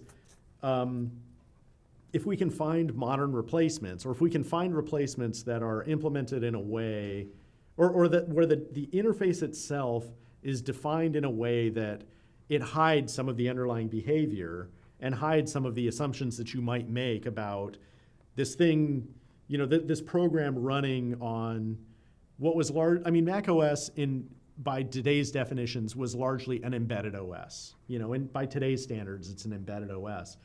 So really, and we wanted to make we wanted to make these programs work on a modern OS, something more modern with, a modern runtime and preemptive multitasking and memory protection and virtual memory and things like that. So if you had these APIs that sort of gave away the fact that, you were running on an embedded OS, those would be very, very hard to port over, or it'd be awkward to port those over to a modern operating system. Because they expose the underlying implementation, and then the developers rely on that implementation, so then you can never change it. Exactly. Yes. They expose too much about the underlying implementation, or they expose behaviors of the underlying implementation. Or like data structures, things like that. Right, exactly. Data structures, that we may want to extend down the road. In the old days, data structures were sort of fully defined and fully fleshed out as part of the definition of an API call. And part of the reason for that was just that, just from an engineering point of view, you really don't want to create multiple calls to get and set things out of a data structure. really the more resource-friendly way of doing that would be to just say, here's the data structure. You can get and pull, get and set things in there all you want, and here's the definition of them. And and you save yourself creating a bunch of calls for those things. And what back at the in the mid 80s would have seemed like an excessive amount of function calls just to get and set these things that are very, very simple to understand. Why would we want to do that? We only have 128K of RAM to run in anyway. Mm-hmm. So let's just do away with that and just expose the underlying fields and just let the developers do what they want. So fast forward 15 years from that attitude, and really it does become more important to hide the underlying implementation so that you can change it later, you can extend it later. And so a lot of work was done to sort of hide, to hide the underlying implementation or make it so that there was just a modern equivalent that made it so you didn't have to do these things that you would on an embedded system. Right. And so a lot of it was just cleaning up the API as much as we could without making developers' jobs that much harder. We really didn't want to make gratuitous changes, but at the same time, there were changes that we needed to make it so that we could have a Carbon window manager that worked really, really well on core graphics and on Mac OS X technologies. So it was sort of this riding this line between giving developers everything they want and tying our hands for for future development work, or dial it back as much as we can till developers almost scream that it's too much work to do, but now we're set up well to support them in the future. And just sort of trying to figure out where that was the whole time. Does that make sense? Yeah. So then you also worked on a piece. There was like a little thing called the Carbon lib, the Carbon library that was dropped onto the classic Mac OS at that point in time. Why was that part necessary? Like, why was it important to have this thing that you stuck onto classic Mac OS? Right. So really, it was it was a matter of giving a message to developers that made sense. Developers were already used to shipping just one piece of software, and as long as they could sort of define up front what Macs it worked on, they were fine, and they could make sure that it worked well across a limited set of Macs. The thing is that once you're actually implementing something, or once you're developing a program and you want it to work well on this modern operating system, but that modern operating system really doesn't have much of a market yet. It only works on, let's say, the highest of high-end Mac products that you've shipped out there, but you've got software and you want to ship it to as many people as possible. You really want that software to work on as many platforms or in as many environments as possible, including the old, the old non-modern operating system. Really, the most desirable thing for a developer would be, I'm gonna go in, I'm gonna use this one tool chain, I'm gonna do all of my implementation work, I'm gonna make sure it works really well on Mac OS X, and without making any modifications, I want to take that same binary and I just want to put it on a Mac OS 9 system or Mac OS 8.5 system and see it run really well there too. So how do I make it so that I can build one Macintosh application and have it run on OS X and on OS 8.6 or OS 9 as well? And so that was where the idea for Carbon lib came. Was we knew that we were going to have this subset of APIs on Mac OS X because it was the modern OS, and we could really, frankly, only support this subset without doing a huge amount of extra work that would have been of limited utility anyway. But we also wanted to make it so that wherever we did cleanups to the APIs, and made it so that they were more future-friendly and worked well on OS X, we also wanted to bring those cleanups back to OS 8.6 and 9.0 and make it so that developers didn't have to use the crusty old APIs if they were developing a product for 8.6 or 9.0, and then use these new APIs if they're developing for 10. It just becomes too many changes for developers to track, and if they're still targeting both pre-OS 10 and OS 10, we wanted to make that as smooth and seamless as possible. So that's where CarbonLib came. Right. So then did CarbonLib sort of translate between the new cleaned up APIs and the lower level older stuff? Yes. Okay. Yes. Exactly. So CarbonLib, yes. So I mean, it had, one of the biggest examples was getters and setters for, for like window records or graph ports or things like that. And I mean, it just had a pretty naive implementation on the, on the Carbon side, or I mean on the CarbonLib side, the pre-OS 10 side. But on the OS 10 side, we could do whatever we wanted, and it was hidden under this nice interface now. Right, so that it provided this API that worked across both platforms with different implementations underneath. Exactly. Yeah, okay. Yep. So then, so you had gone from this, that first sort of profiling task to then, how did you move from there to the CarbonLib development? Or was there something in between? There was, let's see, was there something in between? I don't recall something in between, but I probably will when you remind me, but I don't know. One of the first tasks that I took on after deciding that, okay, CarbonLib, we want CarbonLib on Mac OS 9 as well, was... Oh, you made that decision? No. I did not make this decision on my own, but it was sort of I was pitching that decision and was happy that it was finally adopted. But there was a class library, it was called. There was a framework, before we had frameworks as given their modern definition on NeXTSTEP, and maybe NeXTSTEP has had this definition forever. But before I became aware of the definition of frameworks, if you wanted to build a Mac application, you had to go and get a body of source code that did sort of the common things that a Mac application did. And you would just get the source code for it itself and build it in as part of your Mac application. And you would do some of the interesting bits to fill in what was in the window and what the controls did when you clicked them and things like that. But the actual work of driving the interface and defining what it was like was all done by this class library. And so one of the popular ones at that time was this one called PowerPlant, developed by MetroWorks. MetroWorks is a popular tool provider, development tool provider for the Mac at that time, and PowerPlant was a relatively popular class library that MetroWorks had developed as well.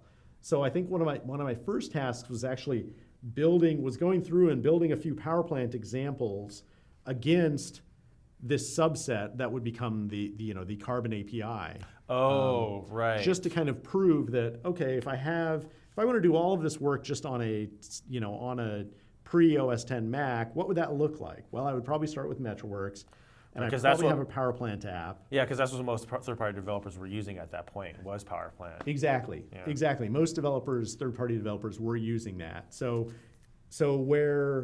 within the PowerPlant project, instead of interfacing directly to the Mac's underlying interfaces, the toolbox itself, I was going through what would later become CarbonLib.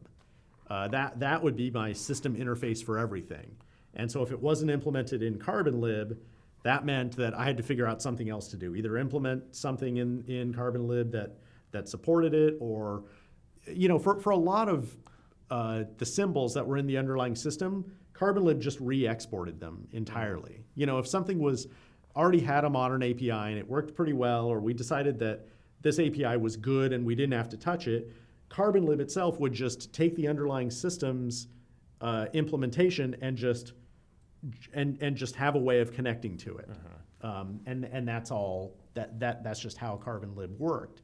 But there were other places where if there was cleanup that was done to the API, then there was a little bit of extra code that was written to actually implement the cleaned up interface. but it was always in terms, for the most part, it was in terms of what the old behavior was, or the old way of doing things, if that makes sense. So, Right.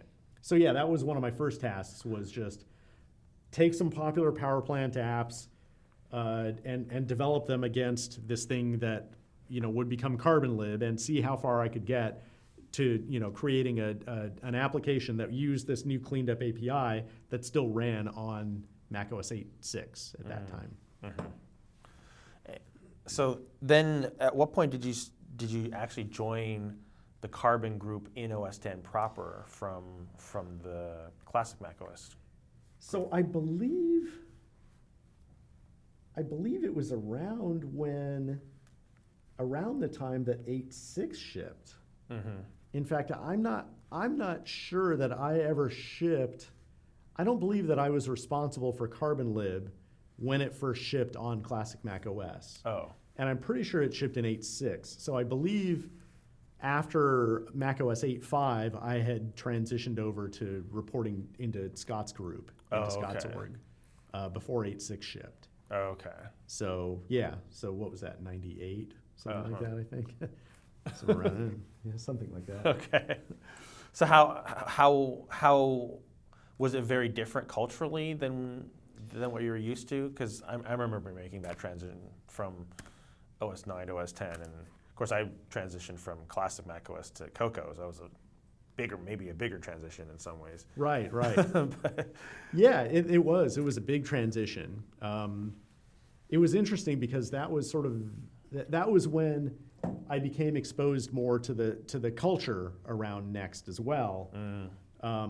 Was when I moved over from, you know, before that I was in this group that had existed before the Next acquisition. It had existed for years. The org chain was all sort of old Apple, and when I moved over to Forstall's group, that was sort of part of the, you know, that whole group also reported up to Avi, but it was a completely different management chain that reported up. And the management chain on that side was all Next based. It was all people who had come over from the Next acquisition. And so culturally it was very different in that, you know, I wasn't used to, you know, a vice president just walking into your office, you know, and asking how things were going, you know. I think I had experienced it a couple of times with Steve Glass before that over the years, but it was never a, you know, Avi just is knocking on your door and has some questions about this API, you know. With Steve Glass, it was more of a, you know, you're bringing up the hardware, you know, for this, you know, you're bringing up this hardware on System 7.6. How's that going?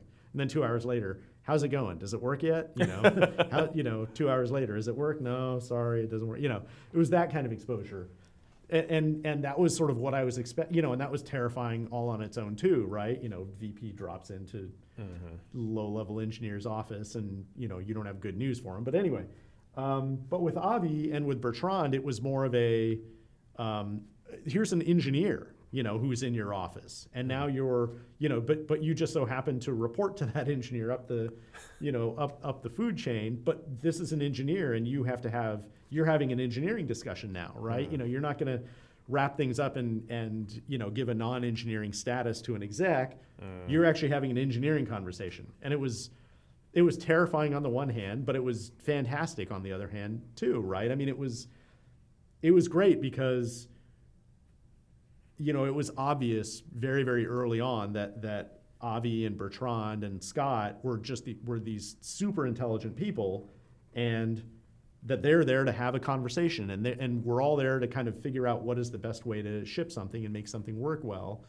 And yeah, it might be, you know, and Avi might have some strong opinions about how, you know, we need to follow more of a Unix development model or things like that, but it was all coming from, you know, hard-fought experience and from his own lessons that he had learned in the industry as well. You know, it wasn't, you know, some MBA telling you, you know, what's what, or you know, somebody who read a book about programming and giving their opinion on it. You know, it was great in that way. Yeah, like you knew he knew what he was talking about. He knew what he was talking about. You couldn't bullshit him, you know, and he was a great resource for bouncing ideas off of. Even if sometimes the way it was, you know, the message was delivered was a little gruff, it was still, you know, there was valuable insight there. Right.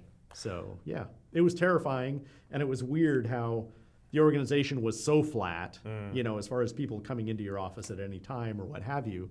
But it was different, and it was good in a lot more ways. So yeah. Yeah.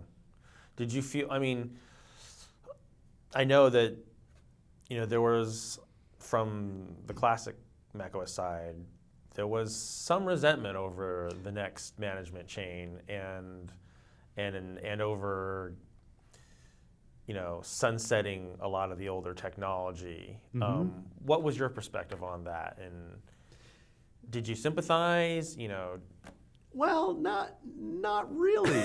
No, I mean, I kind of felt like, you know, on the classic Mac OS side, we had our chance to ship something great before then.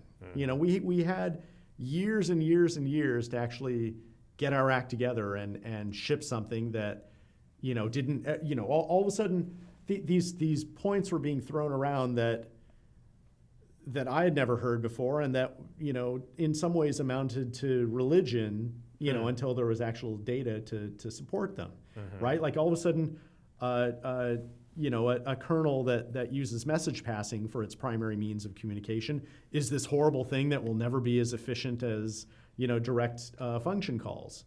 You know, and all of a sudden it's like, well, okay, I see your point. Yes, queuing messages and unqueuing and things like that are going to be slower, but why are we talking about this again? Like, what do we, you know, it was that kind of thing. Or there would be questions about, you know, what tool chain we're using, and oh my God, I haven't used GCC since I was in college, and it's still garbage, and why does anybody use it? And you know, and the code gen is horrible, and blah, blah, blah. And it was always like, well, we know from the Mac OS side that, you know, even the Adobe Photoshop engineers use MetroWorks. You know, they don't use the most shit hot compiler from Intel or from, you know, or from us to get the maximum awesome code gen. You know, they don't care. At the end of the day, they care more about having a tool chain that works really well, and they'll work around the deficiencies in code gen by hand, rather than having something that's just this awful tool chain to work with, but, well, now you've got this great code gen. I mean, it was just sort of this, it felt like a lot of the arguments that were being thrown around were religious in nature. Yeah. And, you know, and they really they didn't carry a lot of merit, because I had never heard these religious objections before the Next acquisition. It's not like people were saying, oh my God, I hope we don't acquire Next because they have the mock microkernel and message passing is evil, right? It was never anything like that. It was well after the acquisition was made, and well after people had started looking into, you know, some of the underlying technologies and things like that people had started making up their minds that, you know, this is awful and this will never work, and that, you know, you can never ship a desktop OS, you know, to consumers that has this level of code generation, or, you know, these people all use Unix to install this stuff. I'm not going to tell my mom to use a command line. You know, I mean, it was like these, it was these scare stories. It was this FUD, you know, that sort of didn't make a lot of sense to me, and there was definitely fear, uncertainty, and doubt. Oh, okay. Right. It was a lot of it was a lot of this, you know, that these, you know, these concern from, you know, this concern from very thoughtful people who never had an opinion about this stuff, or you know, never had strong opinions that I could tell earlier, you know, who were happy to just kind of waltz along and watch Copland fall apart. Right. You know, and now all of a sudden, now after we've made this acquisition of Next, now you've got this fire under your butt to like go and, you know, retrofit classic Mac OS with some sort of kernel underneath it. Like, why didn't you do this 2 years ago? You know, like, where were you? You know, when we didn't have a solution, you know? Yeah, I worked with one of those guys. Yeah, did you? Yes. Rene Vega? Yes. Yeah. Yes. Right, exactly. And Rene's a brilliant guy. Yeah, he was very brilliant. but at the same time, you couldn't, I mean, and I had many conversations with Rene as well, and they amounted to religion, right? It was sort of he was one of the big ones talking about how message passing is just inherently flawed for a high-performance microkernel. And, I'm sorry, but people's watches have a message-passing microkernel on them now. So who was right and who was wrong? I didn't have a whole lot of patience for those discussions, and especially given the timing of those discussions and the effort that was going in, it all felt very suspicious to me. It all felt like religion, Yeah. Having been in the file system group, there was also like, oh, why are we using extensions? Why aren't we supporting resource forks or these classic Mac things, or why are we using paths? I think that was one thing. Right. Why are we using paths instead of, the opaque carbon ref, right. the reference FS file refs. FS refs, which are nicer because you don't get broken links and stuff. Right. In some ways. Right. In some ways, although you could create FS refs that were, that did have broken references as well. Yeah. But yeah. No, I hear what you're saying. Yeah. The one that I never fully understood was the argument over the executable binary format, like the Mach OS format versus the Code Fragment Manager PEF format. Right. I never understood what the difference was there. Well, I can say that the runtime, the PowerPC runtime was actually a lot worse. If you wanted to create a system where you had multiple shared libraries that were, sort of modular and were all used to compose a unified system, the way that the classic Mac OS worked, it was far worse for that, because there was an additional expense for anybody who wanted to make a function call into a separate shared library from the one that they were already in. There was an additional set of operations that you had to take to set up before you actually made that cross shared library call. So now, and maybe that's just not a big deal, but what it really means is that if you're assembling an entire OS, and if you have different organizations all building these pieces, you either take that hit on every single function call, and then you're sitting there scratching your head wondering, how did we get into this position? Or you do sort of the Mach-O style calls anyway, where the environment is all set up for you anyway, and you can jump locally just as quickly as you can jump across to other shared libraries as well. So, not only was there religion there, and it was hard to tell like what the merits were, some of them actually weren't merits at all, and it was just familiarity. And people who I'd talked to about this specific issue of cross library calls, their answer was, oh, well, just roll everything up into one system. And it's like, well, why is that a better solution than what's being proposed on the Mach-O side? For a lot of these things, there were counter arguments, but you wouldn't hear them unless you were actually having the discussion with the right person, to actually give those counter arguments. And luckily, to his credit, Avi and Bertrand didn't put up with too much of that. They had enough of an understanding of how systems work and what was desirable in creating a system that they didn't put up with too much of that nonsense, even if it was coming from opinionated engineers. Yeah. So now you're on the Carbon group. Yes. And I guess this is like 98. Mm-hmm. And then Mac OS X finally ships in 2001. So yep.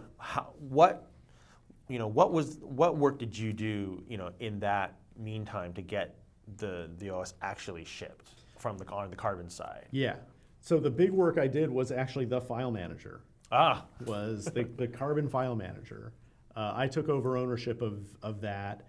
I believe it was pretty much right away in 98 or 99. And started work on that and just making it so that so that Mac developers had just a single API that they could use, and they would work on UFS, the Unix file system. Mm-hmm. They would work on NFS, the network file system, this system developed by Sun, or they would work on HFS Plus, and just making it so that these single APIs worked as efficiently as possible across all of those different file systems. Took quite a bit of work. And then also, in addition to that, just working with other clients higher up to make sure that they had, that they understood what was going on and how the systems were different enough that, calls that you used to be able to make that were close to free are now no longer free. So you better make some changes on your end to address that, or you'll have performance problems. Right. But there was a lot of work in the Carbon file manager primarily, but then also the resource manager and some work in threads, and it was all low level Carbon technologies. Right. Yeah. Now that reminds me that there was a low-level Carbon group, and then there was a higher-level Carbon group that dealt with the UI. So, like you were in the, what was it called? Carbon Core? Carbon Core. Yeah. Yep. I was in the low-level Carbon group, Carbon Core, reported to John Hirochi. Mm-hmm. Yep. And I remember you mentioned in the podcast that you did that you had worked with John. John had been on the Copland team originally. Right. John. I forget if he had managed the OS group in Copland, or I don't remember specifically what his role was, but I know that he had come from Copland. I hadn't worked with him before that, but I knew that he worked on the Copland team and came straight over to Mac OS, right, or to 10, yeah. OS 10. And then there was the high level, or was it high-level toolbox or human interface toolbox? I can never remember which one it is. I know. I think it's HLTB. I don't remember if it's HLTB or HI toolbox. Yeah. See, that's where I always called it high-level toolbox. High-level, yeah. But yeah, I've seen HI toolbox as well. Right. So yeah. So how much integration did those two groups have, or? Quite a bit. Yeah, we worked quite a bit together. We all sat sort of in the same general area, and Ed Vos was one of the engineering managers for that group, and Ed, John, and we went out quite a bit. Went out for lunches and things like that, and yeah. So it was a pretty close knit team, and we all worked pretty well together, and I think. I think we liked working with each other. I'm still friendly with Ed, and I haven't seen John in a while, but yeah, it always worked pretty well. Yeah, and another thing I remember is that at that point, Carbon and Cocoa were both sharing this core foundation layer, and that was purely a C API, correct? And so there was work necessary for Carbon to get Carbon to sit on top of core foundation. Is that correct? Or yeah, because so now this is where I don't remember the details. I believe that Carbon Core linked directly to core foundation for collection classes and strings and things like that. But I do recall also that there were some parts of Carbon Core, I believe that Core Foundation actually had uplinks into Carbon Core itself as well for some things. And I don't remember, it may have been like text encodings or things like that. I think that they had a soft link into Carbon Core from CF when doing some string translations to the text encoding converter that lived in Carbon Core. Right. And there may have been some other pieces too, but I believe that the layering was, well, and this whole concept of layering, by the way, like this was a brand new concept too. Like it had never, I had never been exposed to it until the OS 10, sort of Rhapsody in OS 10 world, where it was the layering is really what reveals what your dependencies are. And, so depending on how things are layered, that reveals, that tells you, where those dependencies are and how, when you're building up a system from its core components all the way up, what do those dependencies look like? And they're not always pretty, but if you do a lot of work to manage that layering, it's going to pay off later when you have to, in having a modular system where you can slip pieces in and out. Right. So I know that the layering of Core Foundation and Carbon Core was a little muddy because of that uplink. Okay. But I believe that Carbon Core just linked to Core Foundation. Okay. Yeah. And classic Mac OS had never had any layers. You just stuff was just And yes, just linking to other places willy-nilly. that's right. Exactly. That's right. That's why I bring it up. Is I should have expanded on that. But yes, when you have a system that where you understand the dependencies and where you have reasonably defined layers, it becomes much more possible to swap in and out new components or develop a new component in parallel, slot it in, and have an understanding that it's going to work pretty well. But on traditional Mac OS, it was developed in a very organic way, let's call it, and and there was just this jumble of dependencies, and so QuickDraw would call down into the virtual memory system for some things, and the VM had ways of disabling the cursor from moving during page faults, and and so there were all these different these interdependencies which. If you look at any one of them, if you look at any one in a vacuum, it doesn't seem like the biggest deal in the world. But that's not how you develop these platforms. I mean, these platforms are really, you're talking about dozens or hundreds of these types of, exceptional dependencies. And so for each one of them, now you have to manage what these exceptions are, and it just makes the job of having modular components much more difficult. I mean, you just don't have any modularity at that point. You just have this big jumbled mess, and now you're trying to extract part of this jumbled mess and inserting another part and still keeping the jumble as jumbled as it was, So yeah, I mean, that was this layering, initially when I had heard about it and there were discussions about it and there was this huge amount of work, I mean, that was part of the culture of coming over to the Rhapsody or the Next world. There was all this work that went into making sure the layering was right and getting and keeping that layering and not violating the layering. And initially it felt like, well, why, yeah, I mean, that seems like a good academic exercise. But it wasn't until, I wish I could recall, there had to be there were some subsystems that we had replaced during OS X that went a lot more smoothly than I thought. Where it sort of became obvious to me that, oh, well, this is why you care so much about layering. You care about layering for years and years and years because someday it's gonna save your butt, and it may not, for all those years leading up to it, but when it does, you're gonna be very happy that you were that you were managing it all the while. For me, one of the biggest examples was when we were doing an early development of the iPhone, and it was okay. We really want to extract just these pieces from Mac OS X, and we want to, now build these other pieces brand new, but we want them to sit on these well-tested, well-functioning units. And how do we do that? Well, if we had a jumbled mess of a system, we would be trying to extract these pieces and managing all of these, this long tail of dependencies.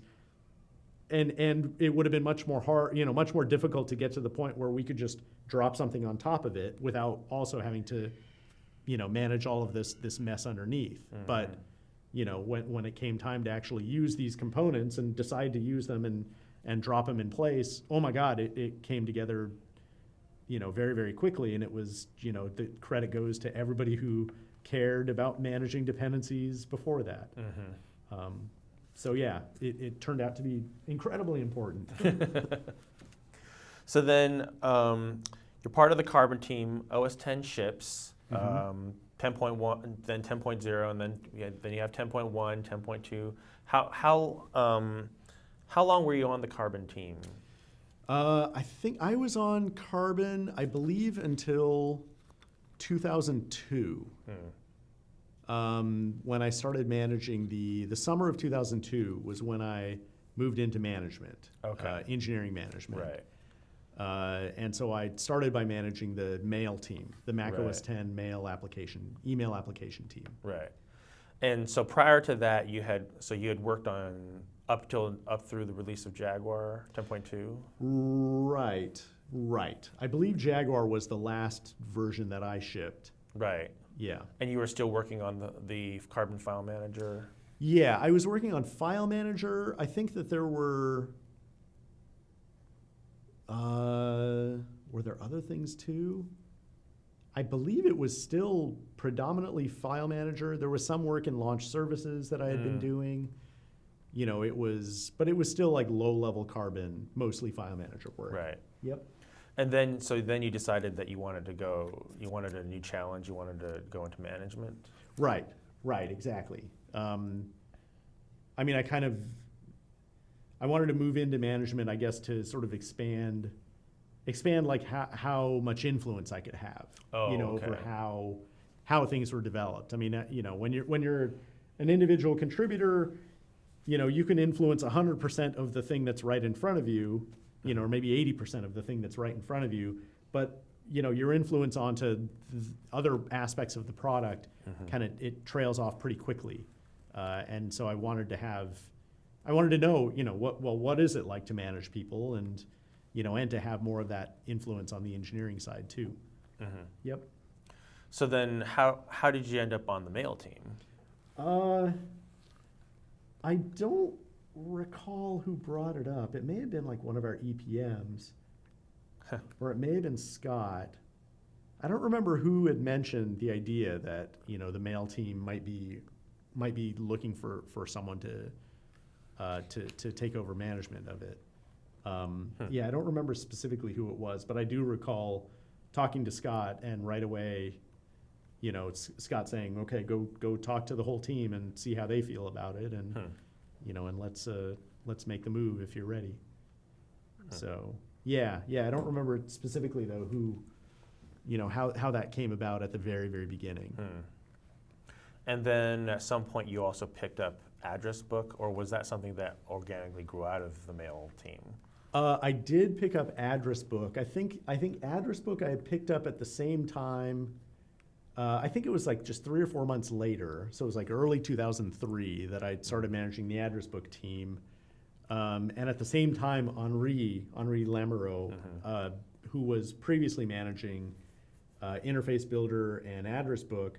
Oh, right. He had moved into like a second level management position. And so then I reported to, where I was previously reporting directly to Scott managing the mail team, I had now moved to reporting to Henri and managing mail and Address Book. Okay. So that was how that whole change happened. Right. It was early 2003. Right. And so there were several engineers on Address Book that later joined you on the iPhone? There were, yes, there were a couple of engineers. It was not a very big team, the Address Book. I think it was 2 engineers and 1 tester. Okay. When I started managing the team, I think it was Scott and Vince. Scott Hertz and Vince DeMarco. DeMarco. Who had both been on Interface Builder before. Who were both on working for Henri directly. Working for Henri, right, right, exactly.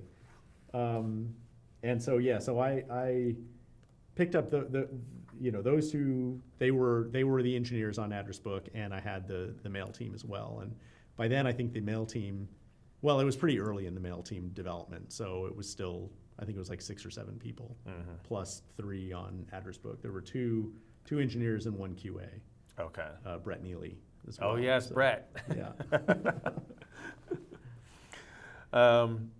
So then, oh man, wow, I've blown through. Are we out of time? Well, no, we still have 40 minutes, right? How Okay. much time do we have? Yeah, roughly. Roughly. Okay, so let me know when the time comes. But, well, I will try to see how much I can get through. Sure. But okay, so you're managing these 2 teams. You're managing Scott and Vince directly. You're reporting to Henri. At some point, it's like that whole sort of organization just becomes part of iPhone. Like, how did that happen?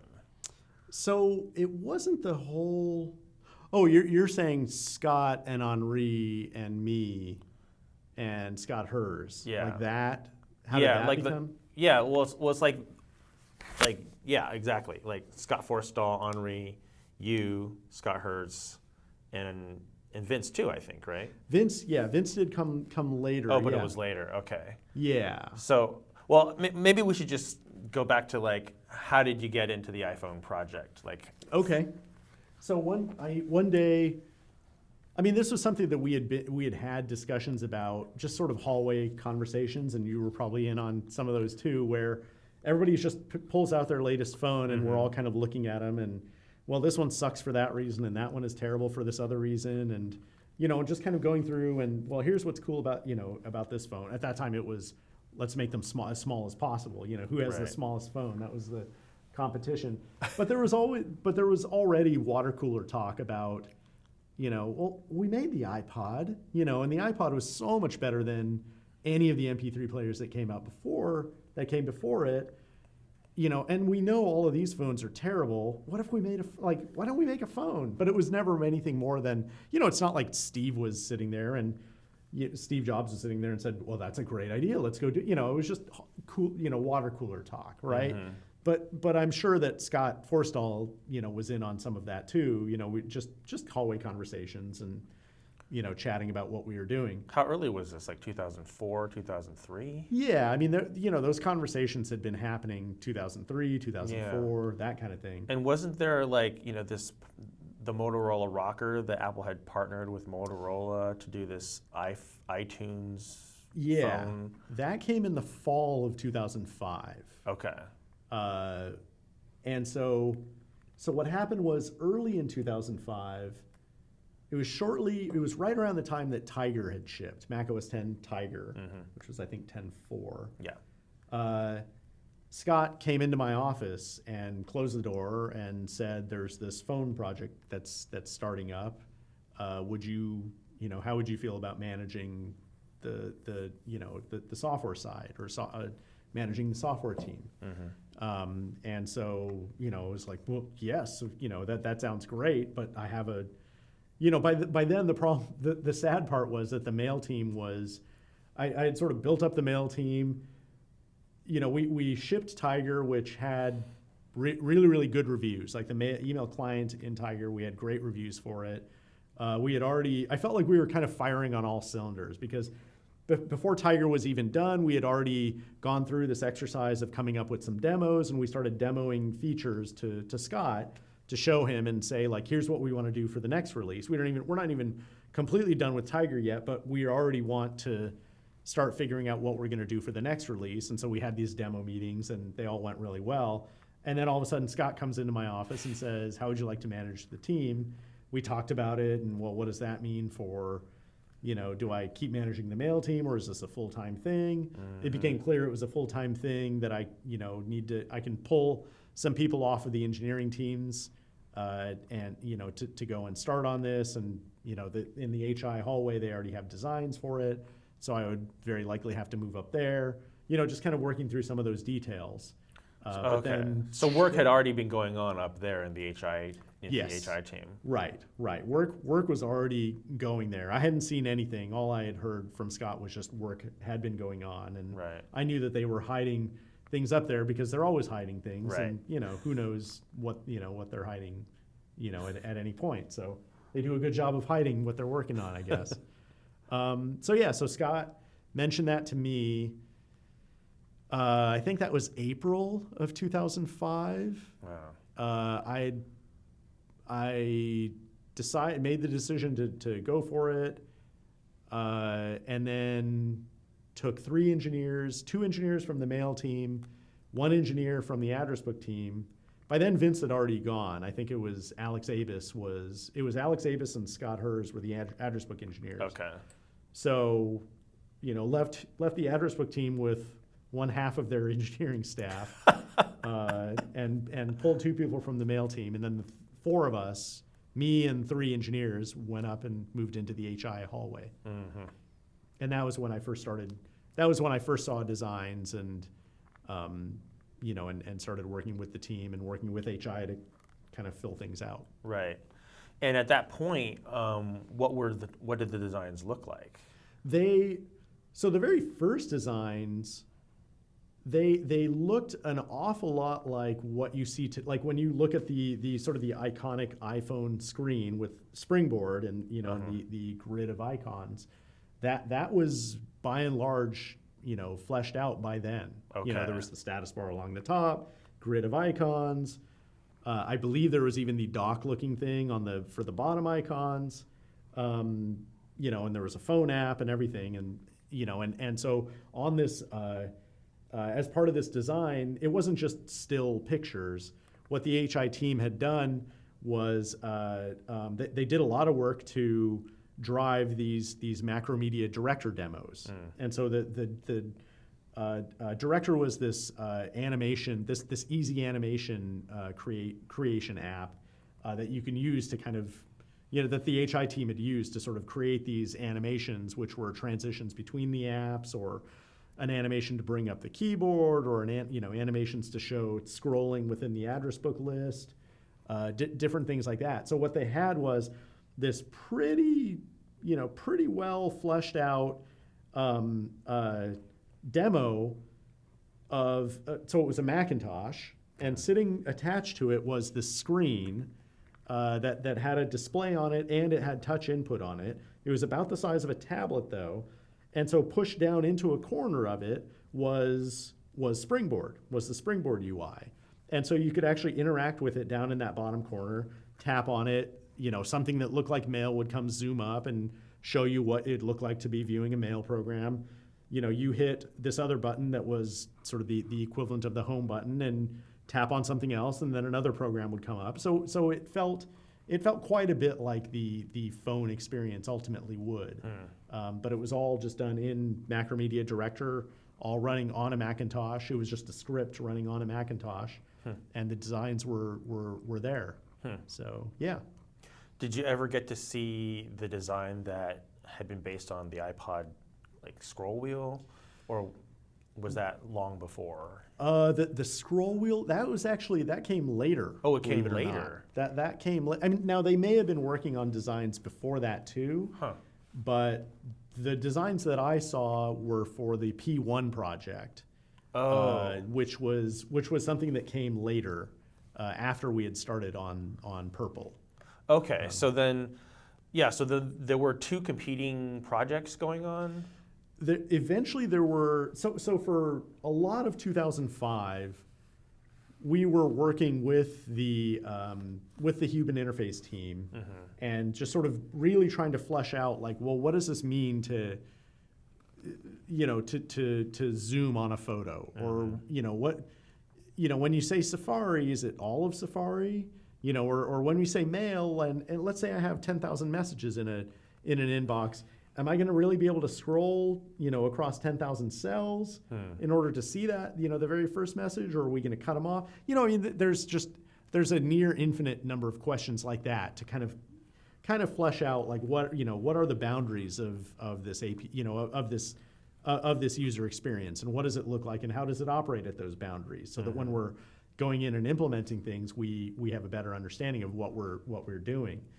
In addition to that, there was a lot of work to actually just flesh out, to actually prove to ourselves that on ARM class hardware, can we actually get 60 frames per second of the address book animation scrolling?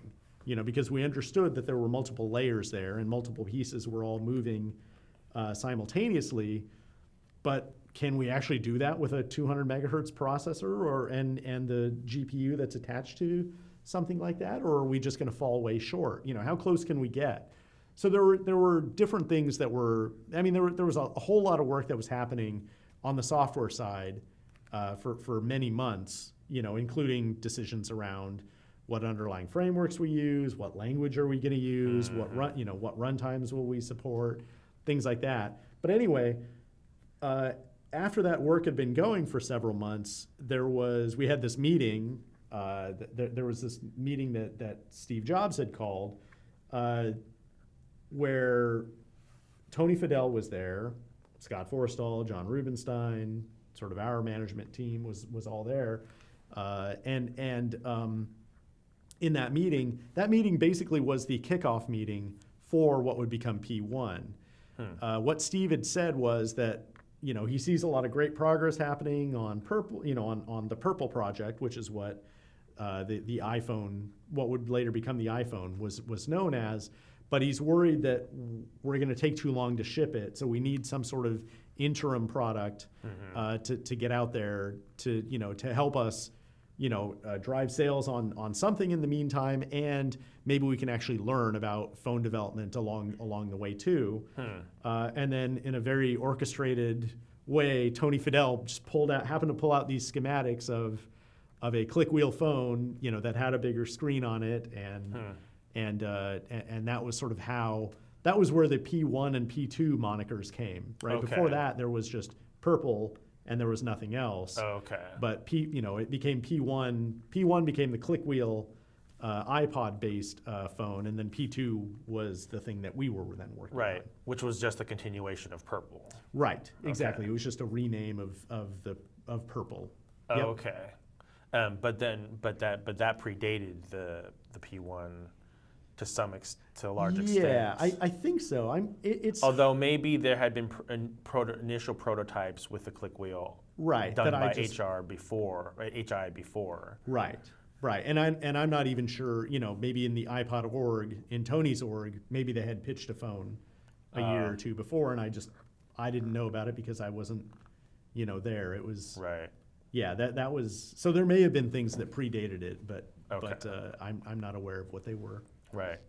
And you had mentioned there had been discussions over what language to use for Purple, what frameworks to use.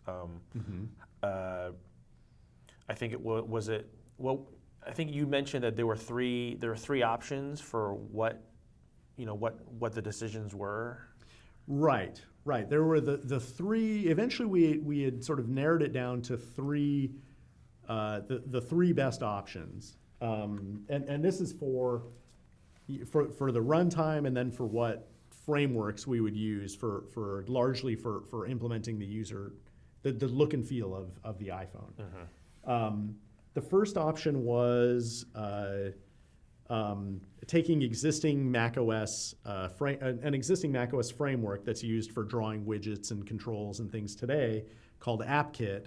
And porting that over to make that the basis for all widgets on the phone itself. That was one choice. A second choice was web technologies. So using some of the things that were being developed by by the Mozilla group for Firefox, where there were these cross-platform web-based languages and environments that were starting to be created and were starting to get popular, but the big draw with all of those was that you could use web technologies that a large number of engineers understand, and you could implement things across multiple platforms. Right. So those were starting to gain popularity, and obviously the web team was pushing very hard for using those technologies. Right. And OS X also had this dashboard thing that also used the web technologies that had these little app-like widgets. Yes. Thank you. Yes. So OS X, I believe in 10.4 or earlier in 2005 had shipped with Dashboard, which were these web. If you look at them, they look like web apps in a way. Each one is just its own fully formed UI. Each one is sort of responsible for a specific task. They tend to look very nice. They have very good production quality as far as the look and feel of them. More the look than the feel, but that was technology that was newly developed at Apple, and that was developed by the web team as well. And so the web team was pushing very hard that we should just implement all of our apps and the whole look and feel using these web technologies, because look what we can do with Dashboard. Let's just expand it and make the whole system that way. Right, and so everything would be like JavaScript and HTML and CSS. Exactly. And then the third choice was stick with Objective-C, stick with sort of the native runtime that we had known from Mac OS, but develop our own brand new framework. Right, that the AppKit had used all the way back to NeXTSTEP, had used Objective-C. Right. Objective-C, right, exactly. That was sort of a traditional NeXTSTEP, OpenStep technology, was the Objective-C language. So stick with that because it was familiar. Really, but create something new that was tailor-made for a phone. or specifically for a touch device, not a device where you have a mouse, where you can control it sort of remotely, but really touch is front and center, and we want to make sure that everything related to touch works really well in this framework. Right. And by that point, the decision had already been made that this would be a multi-touch based device. Yeah, absolutely. From the very beginning, it was decided that was going to be the primary interface. Was the display itself would be touch capable.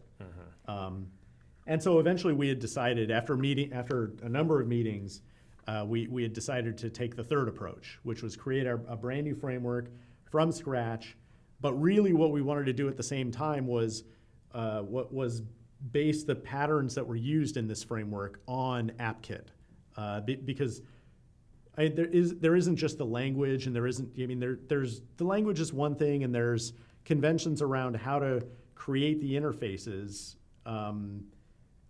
it is another thing. But we really just wanted to make sure that, forgive me, I'm not saying this really well, but we really wanted to make sure that developers who came in and started implementing phone apps could feel as comfortable as possible right away. And we knew that internally, at least, we had a lot of engineers who understood AppKit and Foundation and understood delegation and some of the rules around memory management and things like that. We wanted to keep as much of that as familiar as possible so that there wasn't just this huge learning curve for anybody coming in where they wouldn't know how to do anything. We really wanted to make it so that they had an understanding of the foundational components that had already been there on OS X. We wanted to make sure that they leveraged that knowledge and only had to learn the new parts that were unique to development of a phone app. Right. And so that was how UIKit was created. It was largely, if you look at the interfaces, they look like they could sit side by side with AppKit interfaces, and they would feel if you've been doing development work in AppKit, switching over to UIKit felt like a very natural change to make, and that was very deliberate. Right. And so, in other words, bring the Cocoa programming paradigm, just migrate that more or less over to the iPhone, essentially. Exactly, Yeah. exactly. Keep the Cocoa programming paradigms, keep those, change some of the details around, the names of the frameworks themselves and some of the classes, but keep the spirit as much as possible. Right. And there was never at any point in time, any discussion of using Carbon rather than Cocoa as the basis. Interestingly, no, not at all. But by then, I think it was pretty clear by then, what Apple was investing heavily in, and Carbon was critical to actually making the migration over to a new OS. But even by 2005, it was pretty clear that if you wanted to have a successful app that had really great production and worked really well on Mac OS X, you had to write a Cocoa app. You could write a Carbon app, but it's gonna feel different enough and strange enough that you're not gonna be able to have a really great user experience around it and have an app that works as well as the rest of the system does. If you were developing a Carbon app, you would have an app that it has a subset of the functionality of other apps on the system. And so Carbon had sort of done its job by then, in my opinion anyway, and sort of helped us cross that bridge that we needed to cross. But it was really Cocoa and the Cocoa APIs and just the Cocoa paradigms were really had taken hold, and there was no going back or changing from that. Right. But then you mentioned, there was the first option was to actually bring AppKit itself, which was the key component of Cocoa, and make that the phone. Why was that decided? I think you've told the story that the manager of the Cocoa or the AppKit team, Ali Ozer, who is my manager, incidentally, actually made an argument that you should not use the AppKit for the phone. Right. Why was that? Yeah, well, and it's funny. I mean, that as engineers, you a lot of times, engineers are very sort of proud of the work they've done, and we want to believe that the things that we've created can be suited or can be used for anything, including things that we never anticipated they'd be used for. And a lot of times that's just not true, But I think some amount of the pride of ownership and pride of development kind of clouds your judgment in some ways, and makes it so that you might think that the thing that you've developed is far more capable than it actually is. But to Ali's credit, that's not Ali, and that's not Kristen. I mean, I think that they have a very good ability of sort of separating what their opinions are and any sentimental attachment they have from the actual task at hand. And so because of that, if anybody was going to make the argument that we should use AppKit for future phone development, it would have been the manager of the AppKit team. If they operated like your average engineer does. But to their credit, they don't. And so they were well aware of all the ways that the event system and that menus and that mice and that, all these things that were very essential to how desktop computers work, they were so embedded into how AppKit handled events and did so much of what it does that they themselves, Kristen and Ali, were making the argument that it's just not well suited for something like touch or for multiple layers on the screen or things like that. So they the fact that they were arguing against using AppKit, to me was the strongest argument that, okay, I mean, these are, they're super smart people, and and they understand their technology better than anyone. And so why would we try to use AppKit when the experts are saying we really shouldn't? Right. And just to clarify, that's Kristen Forster, who was also on the AppKit team, was also in that meeting. Kristen, yes. Yeah. Exactly. Kristen Forster, yes, in the AppKit, was in that meeting. And I believe she did the majority of the research as well. Oh, okay. So, yeah. So I guess the decision to use Objective-C was, once you had decided not to go the web route, the Objective-C was always the alternative, because it was either use AppKit or to write a new UI framework using the same Cocoa technologies, which included Objective-C. Yeah, I guess we didn't really strongly consider other like pure C++ or other languages. I mean, maybe it's just that everybody who was in the decision making were fans of Objective-C, and so we didn't see a reason to change it. But I like Objective-C a lot, and I think that it's, the fact that it worked on 386, class hardware back in the late 80s, on Next hardware, just made me feel like, well, we're not going to, it's not going to be a performance issue that with the language or the runtime that makes our jobs difficult if we choose Objective-C. Right. And we had enough engineering support within Apple, and it was just sort of a natural fit that this is what we would use. Right. So not a lot of discussion about that. Yeah. Yeah, not that I recall. That's just what Cocoa programmers use. So if we're going to make the phone based on Cocoa, we're going to use Objective-C. Yeah, I think so. Yeah.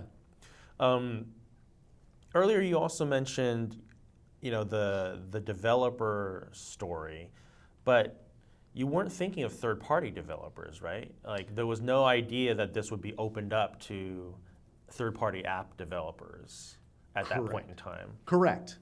At that point, it was really, when I say developers, at the same time that we were doing these investigations and some of these proof of concepts and things like that, I was also staffing up the team. And so it was very, plain in my mind that, okay, we're going to bring these, I need to bring these new people in, and I need them as productive as possible as soon as possible. And so what better way to do that than to give them tools that they're already familiar with and a language that they're familiar with. So when I say developers, really for me, it was a big priority just to be able to bring people up online, get them up and working and functioning, being productive as quick as possible. And this is internal Apple engineers and new hires that we may bring in too. But Right. yes, there was no consideration, by me anyway, for third parties at that point. Right. And originally, some of the what look like apps were just web done in the web technologies in WebKit. Yes. And there was a whole other group that was doing that. Correct. So that was my peer manager was a guy named he's still named that still named Richard Williamson, and he was managing. He came from the Safari team, the Safari and WebKit team, and on their end they had some widgets that were going to ship as part of the phone itself, including weather, stocks. Traffic, I believe it was called, or maps traffic. back at the time, something like that, and maybe one more, and I don't remember what it is. But anyway, these were things that were already largely implemented as widgets on Mac OS X. Oh, the dashboard widgets? Yeah, because they look exactly like the dashboard widgets. Exactly. And at that time, they just brought them over, and it was just, look, the design had the dashboard widget. The implementation is the dashboard widget. Boom, right there, it's done. That kind of thing. And so, so there was at least for some of those dashboard widgets, that was sort of the early proof of concept around, well, what if we did use web technologies for some of these things? I think at least very early on, after we had made the decision to not go with web technologies, the door still wasn't completely closed on whether we were going to use web or not. And those dashboard apps were sort of the last attempts at making it so that we use web technologies for these apps instead. Eventually, we never actually shipped iPhone 1.0 with those implemented as dashboard widgets, though. And the reason is just performance. I mean, performance and modifying the assets just became too big of a problem. And so, when you're at a point where you could launch the Mail app and bring up Mail and start responding to your mail quicker than you can launch the Weather app to look at what the weather is in Cupertino, you kind of have a problem. And to management's credit, they understood that, a few months before we shipped, and decided that, okay, we need to, just turn these into native apps instead. Only a few months. That's a quick turnaround. It's pretty, yeah.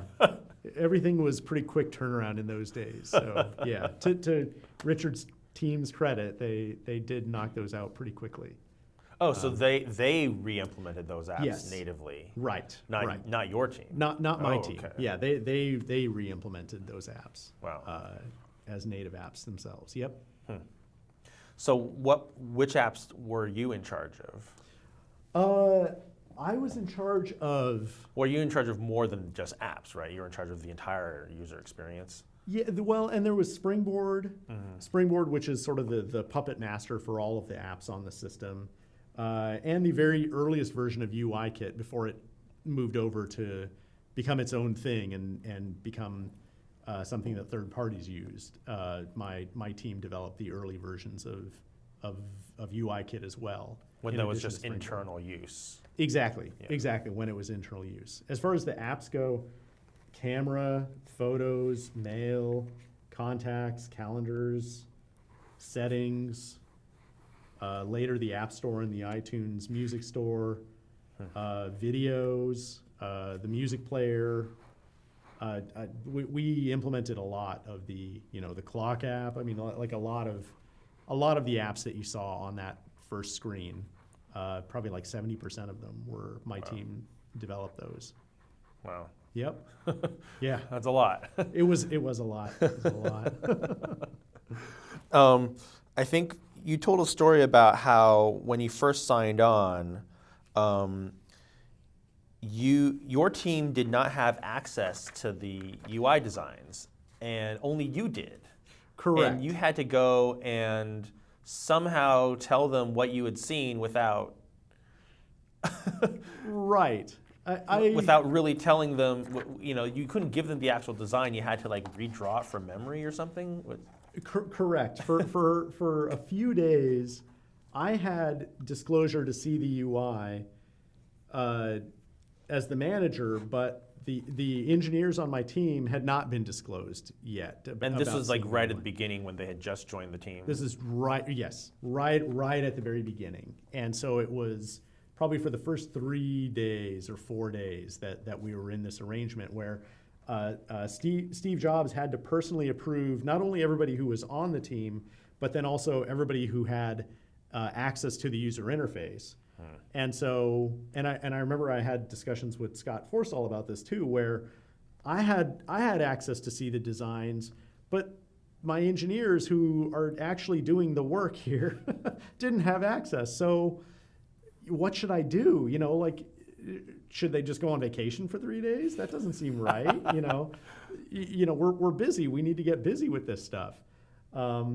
And so, I don't remember if Scott came up with it or if I came up with it, but eventually the solution we had was, so we had 2 of my engineers were in one office, and in an office right next to them was a computer that had the designs on it.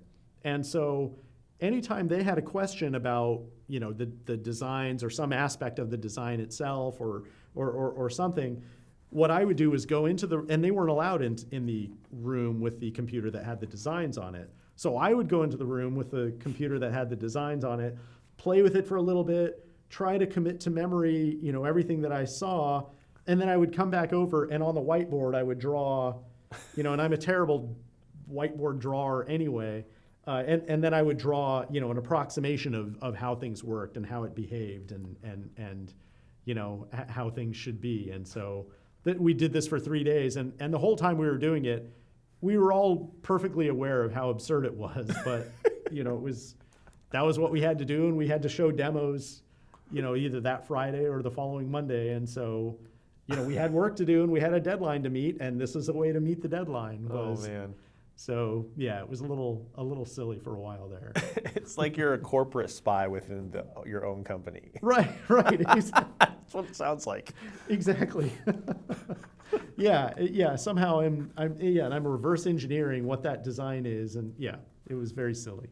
Very silly. Were there other instances of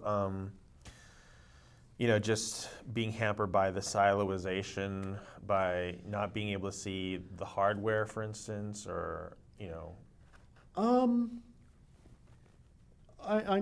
sure there were, and I think that we were hampered in so many ways. I just can't remember specifically how things hampered us now.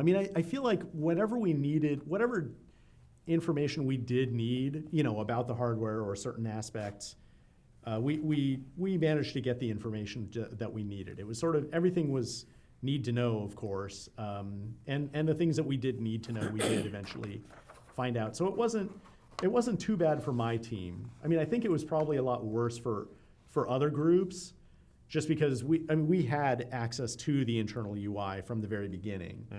And so it was easier for us to go to the hardware group and say, hey, what are we talking about as far as RAM here? Are we still talking 8 megabytes or are we talking 128 megabytes? We can have those discussions. It was easier for us to have those discussions with other teams and not be hampered by the lack of information than it was for those teams to work with us. So, you know what I mean? I feel so you were more privileged access than other groups. I feel like we had more privileged access, and so we were a little bit luckier, even though it meant, but what it did mean was for everybody who came into our team, we had to let them know how privileged they were and how little other groups knew about all of this information, or knew about the designs and what we were considering and things like that. So it was hard when we would talk to other groups, and I know that other groups were impacted greatly, but we were less impacted, fortunately. Yeah. Is that just do you think that's there's a difficulty there, or that do you think that in some ways that negatively impacts the way products are developed when you have this much secrecy between the individual groups? Oh yeah, absolutely. I mean, I think it negatively, the problem is that it negatively impacts management in a lot of ways. Because, I mean, what I'm saying is the burden really falls on management to try to, to do everything possible to minimize where that causes slowdowns. Because it's the managers that have the access, but their engineers don't. Well, I mean, a lot of times even managers didn't have access too. I mean, it was sort of up the chain, people didn't have access. But really, I guess I'm just saying, like, I mean, any type of development work that you do comes with constraints, right? And it's sort of management's job. One of management's jobs, to the employee, you're clearing bullshit. You're shielding your employees from bullshit, and you're also trying to, make sure they're as productive as possible. So when you have a new constraint slapped on a group like this, and it was a huge deal, but I mean, it's really up to management to find the best ways to work around that, or to communicate up the chain why a team needs more access than they have. But the thing is that a lot of times you can get an awful lot done in a vacuum as long as you understand a couple of different constraints. You may want access, you may want to see it just to see something, but really you don't need access, in a lot of ways. And, just like we didn't need access to the hardware, as long as we understood, okay, these are the screen dimensions, this is the processor, we can approximate its behavior in other ways using, these certain techniques. Ultimately, we did not need to see the hardware while we were doing development in parallel. It would have been awfully nice, but we didn't need to. And so I think it's the same with software, with the designs too. You need to find the information that you need to know, but ultimately, but a lot of times people just want the information just to have it, and they may not know why they need it. And so, some of it is just a matter of, well, we need to see the designs in order to be able to create something. And it's like, well, why? What specifically are you running into that you need? And once you kind of, once you ask a couple of those questions, that way you can really find out, does somebody need access or not, So I don't think, I mean, yes, obviously it did slow things down, and it was a big pain to a lot of other groups, more than to our team.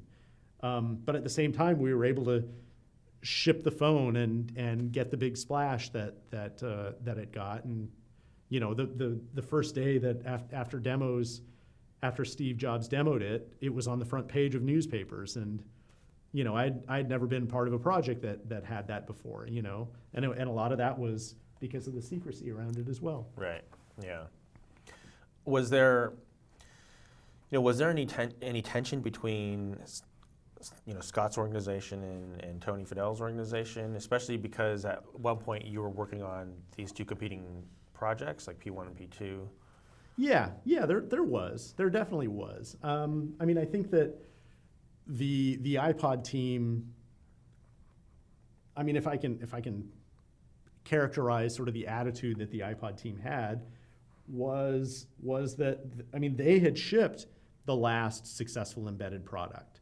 So in some ways, it was sort of their right to ship the next embedded product that Apple was going to do. And so, if I'm sort of playing the part of of an iPod engineer, well, who the hell are these computer people to come along? These desktop people who've only ever shipped, in the minds of some of, and I can say this because a fair number of them are my friends, and we're still friendly to this day. But all these desktop people have done is ship piggy, porky desktop software that barely works on a G5 on supercomputer class hardware. Now we're going to trust these people to implement something on the phone? Like, why do we even think that's a reasonable plan to begin with? I mean, so I can understand where they were coming from, and and I had people in meetings say, you do not understand the first thing about embedded development, and sadly they were kind of right, but at the same time, I mean, I think that we let that fear of the unknown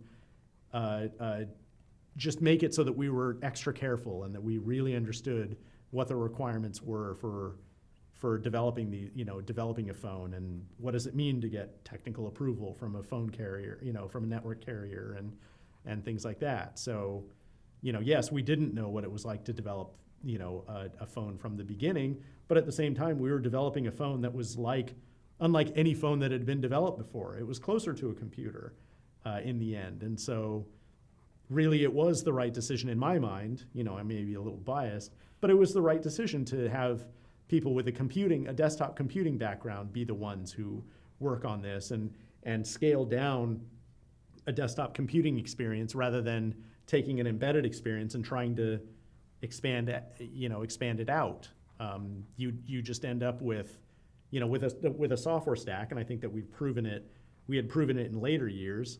You end up with a software stack that is more tailored to other embedded devices and other embedded applications. If you come to it from a desktop perspective, as opposed to, in the embedded world, things are so one shot and one off, and get this product done, and we'll worry about later products later. Whereas what we did was a lot more akin to computing, where we have one software stack and it can test the capabilities and it can run on multiple pieces of hardware based on what those capabilities are. Mm-hmm. So, I'm trying to remember. At what point did P1 sort of go away and P2 became the phone that you guys were going to ship? So I believe that all happened. So I think P1 kicked off. I could be wrong on these dates. I think P1 kicked off in late 2005, like the fall of 2005. When it started? When it started. Mm-hmm. And I think by the spring of 2006, it was sort of gone. It was, oh, wow. We hadn't been talking about it as much anymore. So it was like 6 months or something? I don't think it was any longer than 6 months. Yeah, I think that it was about that long.